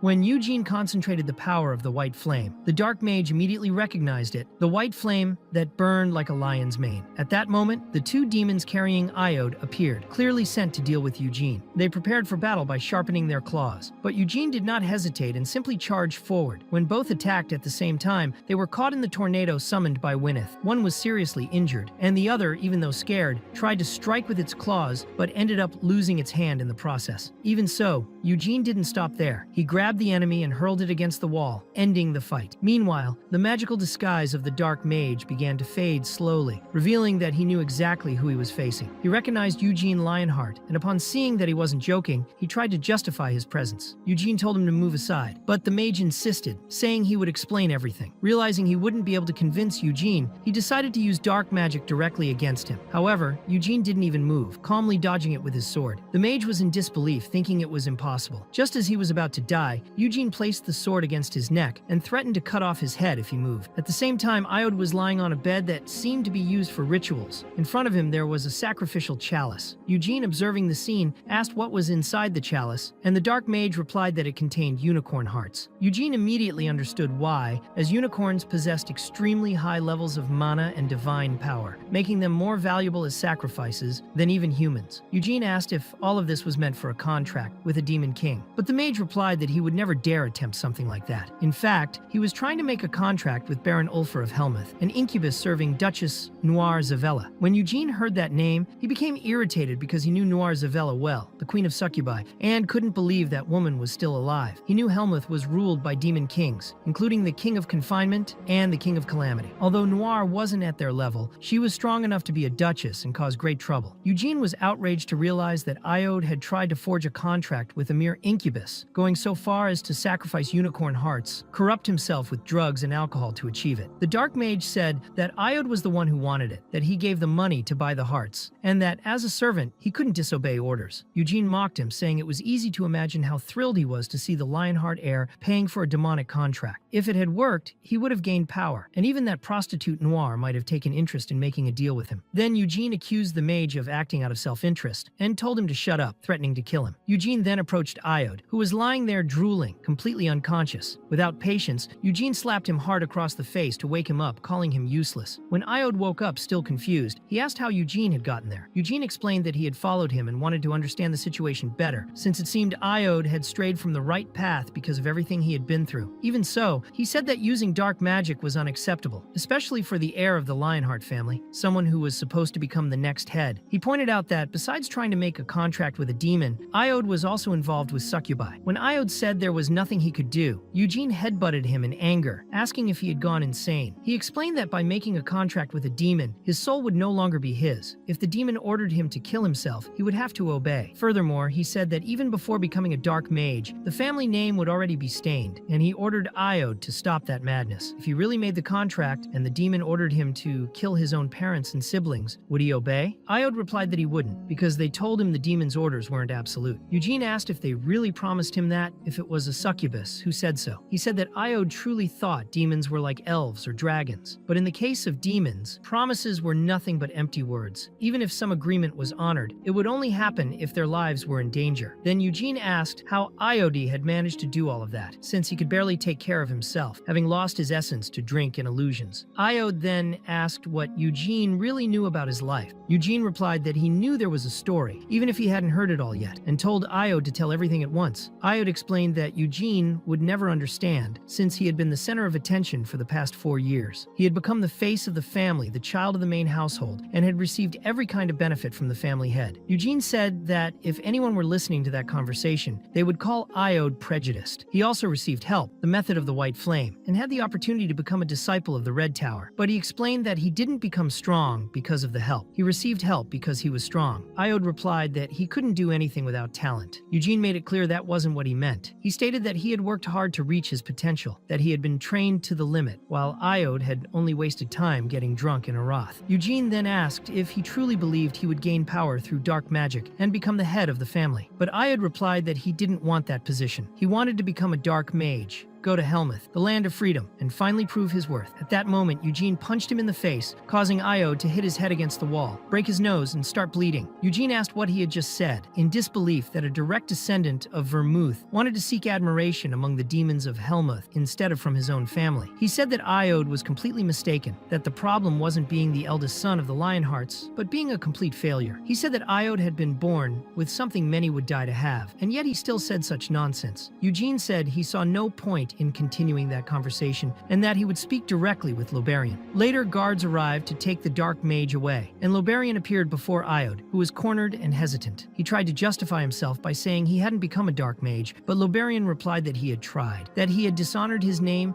insulted Gilad, broken his trust, spat in the face of the Red Tower mages who had taught him, and even insulted his own master, who had done everything to take care of him. Iode insisted that he hadn't tried, but Loberian interrupted him, saying that if he kept making excuses, he would have to punish him for his sins, even though he didn't want to. He told Iode to shut up, and said that if he wanted to make excuses, he should make them to Gila and Theone, the people who had sent him there. Then Loberian told Eugene that they should return. That same night, shortly after midnight, Gila and Theone arrived in Aroth at Loberian's request. But they weren't the only ones. Another person had also arrived, the master of the Black Tower, Balzac. Eugene recognized him immediately. Balzac had been the tower master for several decades, and was one of the 3 legendary dark mages who had formed a contract with the Demon King of Confinement. When Balzac sat in front of Theone, she reacted, asking if he dared to take that seat. Loberian asked her to calm down, saying that the master of the Black Tower was not involved in the incident. Theone then questioned whether it wasn't Loberian himself who had said someone tried to introduce Iode to dark magic. Balzac replied, stating that the Black Tower didn't manage all the dark mages of Aroth. The one responsible for the incident was a dark mage named Givid, who wasn't part of the tower, but rather a member of the Mage Guild. Before Theone could say anything else, Gilada intervened, making it clear that the master of the Black Tower was not involved in that situation. He wanted to know then why Balzac had shown up there. Balzac explained that he would take responsibility and that centuries ago, just learning dark magic would have been grounds for execution. After the Great Vermouth made a pact with the Demon King of Confinement, it became allowed for people to study any kind of magic. That's why at present studying dark magic or forming contracts with demons was no longer considered a crime. Even so, Balzac stated that he was there simply to respect the wishes of the Lionheart family. Gilad said that the situation was unpleasant and that Balzac seemed to be humiliating himself needlessly, as if trying to preserve the Lionheart's dignity. Balzac replied that he didn't want to become an enemy of the family because of the incident and had come personally to take full responsibility. He explained that the crime involving drug use would be judged according to Aroth's laws, and that all those involved in that den of vice would be imprisoned in the city's cells. Furthermore, sanctions would be imposed on the succubi involved. Theone then asked what exact responsibility Balzac intended to assume. He replied that he would cut off the head of Baron Hoyne Ulfer, an incubus who had made a contract with Gevid and tried to do the same with Iode. Shortly after, Balzac summoned dark magic. He said that the Demon King of Confinement had something to declare. Upon hearing that name, Eugene was already enraged. Balzac began a communication ritual and began relaying the Demon King's message, saying that he was deeply disappointed to see Vermouth's family, whom he loved so much, becoming the target of accusations and contempt. That was why he had decided to execute Hoyne Ulfer. Eugene was furious at hearing that damned demon claim to love Vermouth's family, and Gilade was equally outraged by the statement. After delivering the message, Balzac apologized once again for the incident. He told the patriarch that it probably wouldn't ease his anger, but asked him not to forget that both the master of the Black Magic Tower and the Demon King were trying to calm the situation with the Lionhearts. Before leaving, he said he hoped they could meet again under more friendly circumstances, and cast a direct glance at Eugene, accompanied by a slight smirk. Eugene felt an almost uncontrollable urge to kill him right there. As soon as Balzac left the room, Gilade asked Eugene to step out for a moment. He rose from the table and exited. With only the three adults remaining, Gilad stated that they had failed Lobarian and that it was due to his own negligence. Lobarian replied that it wasn't because he had been too harsh with Iode. Gilad then said he would take Iode back to the main house, but Theon immediately objected. She said there was no reason to bring him back, since Iode hadn't completely fallen into the darkness of dark magic. She acknowledged that he had made mistakes, but she was sure he would not repeat them. Gilad replied that in the 300 years of the Lionheart family's history, the main bloodline had never produced a single dark mage. He said he wouldn't change that tradition, even if Iode were his own son. What he had done was already enough to stain the family's name, and he couldn't allow him to remain in Arath. Theon, on the other hand, argued that there was no place for Iode in the main house. During his time in Arath, the brothers Kyan and Kayel had been acknowledged as legitimate members of the main family. Therefore, it made no sense to send Iode back now. She said he had to stay in Arath, and no matter what happened, she would not allow him to return to the main house. She accused Gilad of never doing anything for his own son, of only loving Anisilla, the mother of the other child, and the adopted son. Gilad asked if that was really what she thought, and replied that he had given everything to that child without making distinctions. He said he had sent Iode to study magic there in Arath, but Theon said that if he truly cared about Iode, he would have done everything to make him Lobarian's disciple. If he had feared that Iode might go astray, he should have sent someone to guide him. Gilad told her to stop, saying she was only bringing more disgrace to the family. But Theon retorted that it wasn't absurd at all. If Iode returned now to the main house, she herself would be humiliated to death. She said that if the family had insisted on bringing the boy back, then he should take him to his parents' house. She would not allow him to live under the same roof as her. She preferred that he study magic at his father's home. Gilad then replied that if that was truly what she wanted, then she could do as she pleased, but Iode himself would have to accept it. Meanwhile, in the corridors, Eugene was approached by Balzac, who asked for a moment to speak. He said he didn't believe they would have a pleasant conversation, but Eugene immediately responded that he didn't want any kind of pleasant conversation with him. Balzac asked if Eugene didn't like him, and Eugene replied that he hated all dark mages equally. Balzac commented that even after 300 years, the resentment against dark mages remained strong, and said he understood it, but found it unjustifiable. He explained that, although it might sound strange, he had never done anything wrong. He knew Eugene might hate dark magic, but he hoped he wouldn't be hated personally. He extended his hand, but Eugene ignored it. Balzac continued, saying that he had heard about Eugene, about his performance during the succession ceremony, and his recent high magical aptitude, as well as the recommendation to Acreon given by the master of the Red Tower. Since he hadn't been able to mention it during the tense atmosphere earlier, he explained that Eugene was part of the responsibilities he had chosen to take on. When Eugene asked what he meant by that, Balzac explained that the recommendation from the master of the Red Tower alone wasn't enough to get him into Acreon, as other tower masters could reject him by claiming he was unworthy. Because of that, as the master of the Black Tower, he could also write a letter of recommendation. Eugene asked why he would do that. Balzac said he was interested in his talent, but acknowledged that his relationship with Lobarian was not good. It was not that he had anything against Lobarian, but Lobarian deeply hated him, just for being a black mage. Helping Eugene might soften that hatred, and would also create a good relationship with the Lionheart family. Eugene said he would accept the letter, though he doubted it would bring them any closer. For Balzac, it was already enough that their relationship did not worsen. Balzac said that was all he wanted to say, apologized for taking his time, and said goodbye. But Eugene still asked if Balzac truly had no involvement with his brother's case. Balzac replied proudly that even though he was a black mage, he was a weak one, a stain on the name of black magic, and would never have been capable of something like that. Even as the eldest son of the Lionheart, he would never have given someone like him a chance. He said that answer should be enough, and Eugene once again thought that Iode was an idiot. Later, Eugene was holding the heart of a unicorn that had been stored in that room. It was Gilad who gave it to him as a reward for not straying off path. Eugene thought there were many ways to use a unicorn's heart, but extracting mana directly from it was the best. Its quality was excellent, with very few impurities. He started extracting mana into his 3 stars, and thought that, at this rate, he would reach the 4th star before the age of 20. That would completely shock the Lionheart family. In 300 years, no one in the family had reached 4 stars before the age of 20. Currently, Gilead was a 6-star mage, which was already enough to be considered one of the strongest on the continent. But if Eugene wanted to go beyond that, he would need to combine Hamel's methods with Vermouth's white flame starting from the 5th star. The next day, Gargus said that the giant testicles had cost 300 million, and of course, Eugene was furious. Gargus warned that they needed to hurry because if they did not send the money by noon, the next buyer would have the right to purchase. Eugene complained that, at this rate, he would just leave it to the next buyer. Later, at the communal bank in the Pentagon, the clerk was surprised to see that Eugene had a black card. The banker asked if he wanted to open a personal account, but Eugene replied that he was not interested. Gargus took him to the place where he was staying and said the testicles would be delivered as soon as the payment was made. It was a rare chance to see them. Eugene asked if he was seriously suggesting they go look at a giant's balls, thinking it was a joke. But then he thought it might not be such a bad idea. When Gargus asked if he was interested, he said that if Eugene wanted, he could give him some of what they extracted from the material. Eugene replied no, that he had absolutely no interest in that. He was not even a little interested in the giant's balls. What really interested him was the red flame method that Gargus had learned. He needed to understand the difference between the white flame method and the red flame method. That was when, while observing the crowd, Eugene saw something. Without hesitation, he jumped and ran in the direction of a specific person. He pushed through the crowd in a hurry. Eugene thought there was no way he was wrong. That soft light purple color was unmistakable, the result of an extreme amount of mana circulating through the body. When he saw her up close, it was a woman with light purple hair, and she was exactly like Sienna. As he approached, Eugene was unsure of what to say. He thought she looked exactly the same as 300 years ago, but he had completely changed. He did not even know if she would recognize him. It made no sense to say that he was Hamel, reincarnated as a descendant of Vermouth. That would probably just irritate her. Still, he approached and called out to her. When he tried to touch her, he realized it was just an image, a magical illusion, probably created by Sienna herself. The moment she turned around, Eugene was speechless. She smiled at him and whispered something in his ear before disappearing. He wondered if she had said that she had found him. He was deeply moved and answered to himself that he had also found her. Sienna Meldane, finally. He thought she was alive and had come to look for him. Maybe she had recognized his soul, like the Storm King, or maybe she noticed because of the necklace he was wearing. Now Sienna knew about his reincarnation, but the fact that she had sent only an illusion indicated that she was not in a position to see him in person. Eugene believed that she was sealed, maybe by her own choice, or maybe sealed by someone else, perhaps even by the Demon King of Confinement. He thought that either way she could not move freely, but he promised himself he would find her. Gargus showed up and asked why he had suddenly run off. Eugene replied that it was nothing, and suggested they go to the inn. Later, Gargus asked if Eugene wanted to see the red flame method. He already knew the white flame method, so he did not understand why he would be interested. Eugene said it was just out of curiosity. Gargus replied that it was not a difficult request, then tore his clothes as he activated the method. Eugene asked if he could not do that without tearing anything, and Gargus said he could, but it was a matter of habit. He then focused his breathing, which began to look fiery. That was the red flame method. Eugene asked if that method also worked with multiple cores. Gargus explained that originally it did not work like that, but their predecessors had developed ways to increase the number of stars. He said the collateral families that managed to reach 5 stars with the red flame method could be counted on one hand. Gargus proudly said that he himself currently had 2 stars. Eugene thought that Gargus's family was the most successful among the collateral branches, and that they had 5 stars in total. After so much time, the red flame method was still limited to that. Meanwhile, the white flame method was taught only to the main family. That created a gap that could never be closed between the 2 bloodlines. To him, Gilead did not understand that. Vermouth was not someone who would impose such a rigid separation. Eugene had once considered combining the 2 methods, red flame and white flame, but now he thought it was pointless. He told Gargus he was leaving. Gargus asked if he really did not want to stay and see the testicles, but Eugene said he could enjoy that alone. Later, Eugene was in his personal laboratory inside the Red Tower. He thought about how they said that Akron possessed the last magic book written by Sienna, called The Witch's Craft. Eugene was certain there would be an important clue in it. Since both Liberian and Balzac had agreed to write letters of recommendation for him, he was already guaranteed access to the place. Eugene thought that Sienna had waited for 300 years. He hoped she would not be angry if she had to wait just a little longer. He was standing in front of a fragment of the Moonlight Sword. That sword dispersed mana the moment it came into contact with it, but that small fragment still allowed for tests, since it only nullified low-level mana. It was time for the test. If he could manage not to disperse his mana on that fragment, the strength of his mana would surpass the normal level of the white flame method. method. Meanwhile, Hera asked if something was wrong in the research room. Another mage replied that yes, for several days he had been hearing explosions and vibrations coming from there. Hera said she would go check it out because she needed to deliver something important to the Tower Master. She knocked on the laboratory door, asking for Eugene, until she heard another loud vibration and asked if he was alright as she opened the door. Eugene was inside, all sweaty, training, and Hera asked what he was doing. Eugene answered that he was training his mana together with magic training. Hera asked if he was really practicing magic since she did not see any magic circles around, and also wondered what that fragment on the ground was, still intact. Eugene then demonstrated what he was doing by throwing a fireball combined with wind spirit magic, hitting the fragment with force, although it ended up knocking over almost everything in the room. Hera noticed how fast he was, as if using his own core as a substitute for a magic circle. She also noted that his mana capacity was extremely powerful, far above what was normal for a first circle fireball or magic missile. She asked if he was training war magic, but Eugene replied no, that he was focusing only on mana training and felt that he was making progress. He thought that at first his magic would disperse before even exploding, but now he could force the mana to disperse closer to the target. Hera said that was wonderful and explained that she had heard explosions coming from the research room and was worried that someone might be hurt. Eugene asked if she came out of concern, but Hera explained it was not just that. The Tower Master also wanted to see him. When Eugene asked if he was on the top floor, Hera said no, he was in the Royal Library. It was then explained about the capital of Era, the Pentagon, which has 5 magic towers at its center, and there lies the Abram Castle, built in the middle of a large lake. It is not possible to access it without a boat, not even with the Pentagon's floating carriages or any other type of magic, because of the sealing circle that surrounds the lake. This circle was a gift from Sienna to the royal family as a symbol of friendship, and it remains active to this day, even after hundreds of years. Eugene thought all of that was incredible, because he only began to understand real magic after arriving in Arath, and now he realized how hard and nearly impossible it was to surround an entire lake with a sealing circle. Hera asked if he wanted to visit the castle too, and Eugene replied that he was just admiring it because it was beautiful, but not the kind of place he wanted to visit just for sightseeing. Hera agreed, saying that only magic tower masters and high-ranking nobles could enter Abram, and even the masters were not allowed to use magic inside. Only the royal family and the castle mages who swore absolute loyalty were permitted to do so. Eugene commented that it meant the tower masters had not sworn loyalty, and Hera explained that they had, but they did not obey irrational orders. The magic towers had a cooperation agreement with the parliament, not with the castle, which had its own group of mages. The towers were linked to the parliament, but that did not mean they were enemies of the castle or anything like that. Later, when they were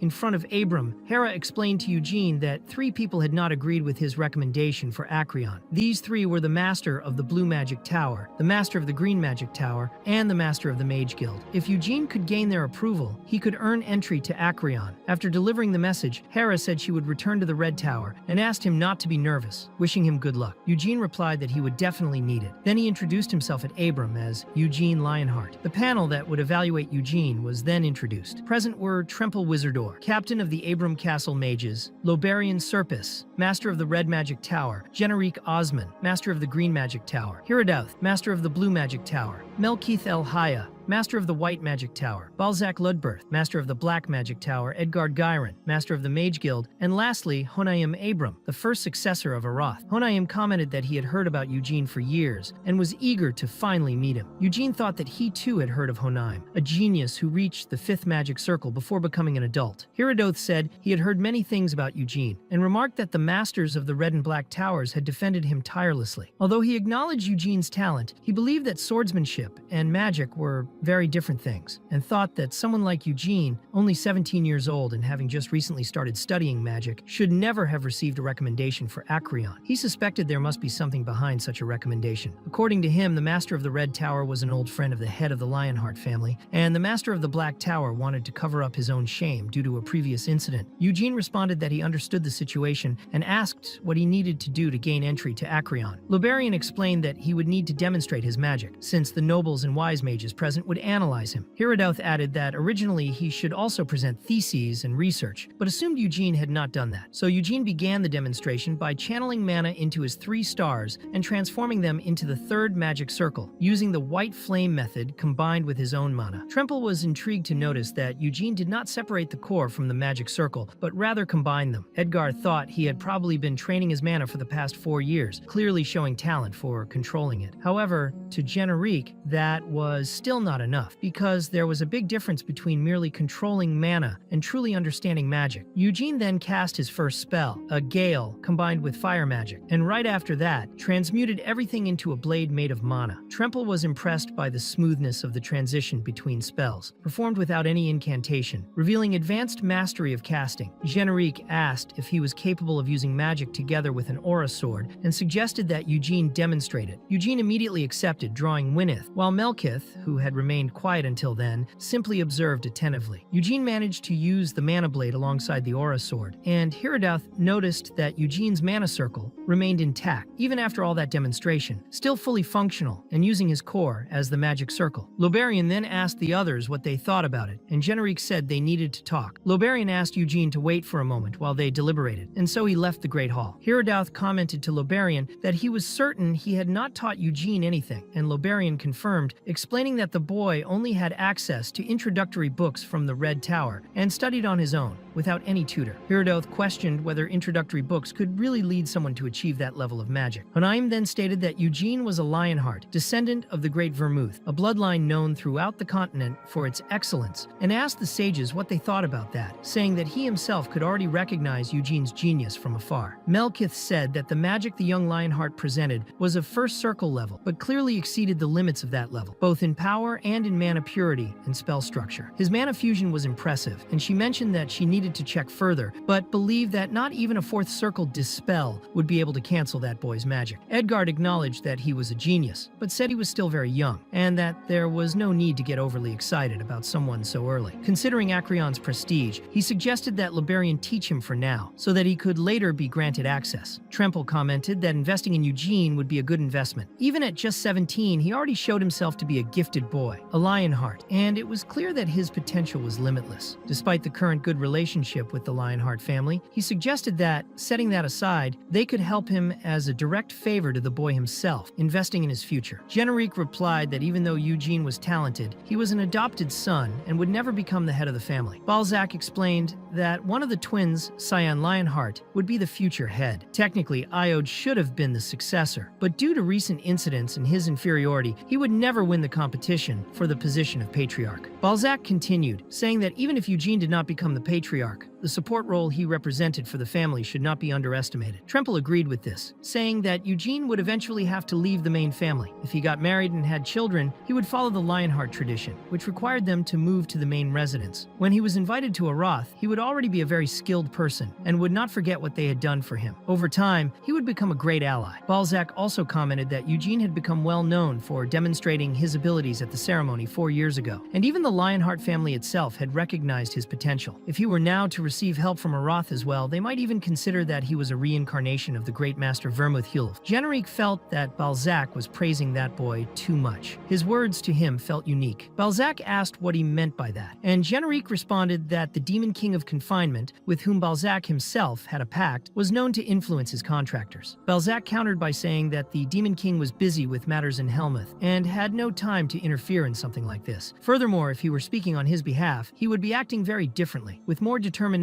and direct use of his power. This created a tense atmosphere in the sage's chamber. Balzac then apologized for sounding aggressive, saying he was only showing his devotion to the wishes of the Demon King. Melkith asked them not to stray from the subject and said that since it didn't seem like they would reach an agreement anytime soon, the best course of action would be to vote before young Eugene got bored. Honaim thought it was a good idea and began the vote, saying he agreed to grant Eugene Lionheart access to Acreon. The Royal Library of Acreon did not only store valuable magical tomes, but also the legacy of great mages spread across each floor. On the walls, the history of Aroth was written. Despite being called a library, the place felt more like a museum. Eugene thought the building had 15 floors, with Sienna's legacy being kept between the 12th and 14th. Melkith personally came to meet him. Eugene thought she was the best elementalist in the region, the only one in history to form contracts with 2 elemental kings. Even without her elementals, she was already a formidable mage. Eugene then asked if the discussion was over. Melkith replied yes, that it would have taken too long for everyone to agree, so they decided to vote. 5 people voted in favor of Eugene's entry,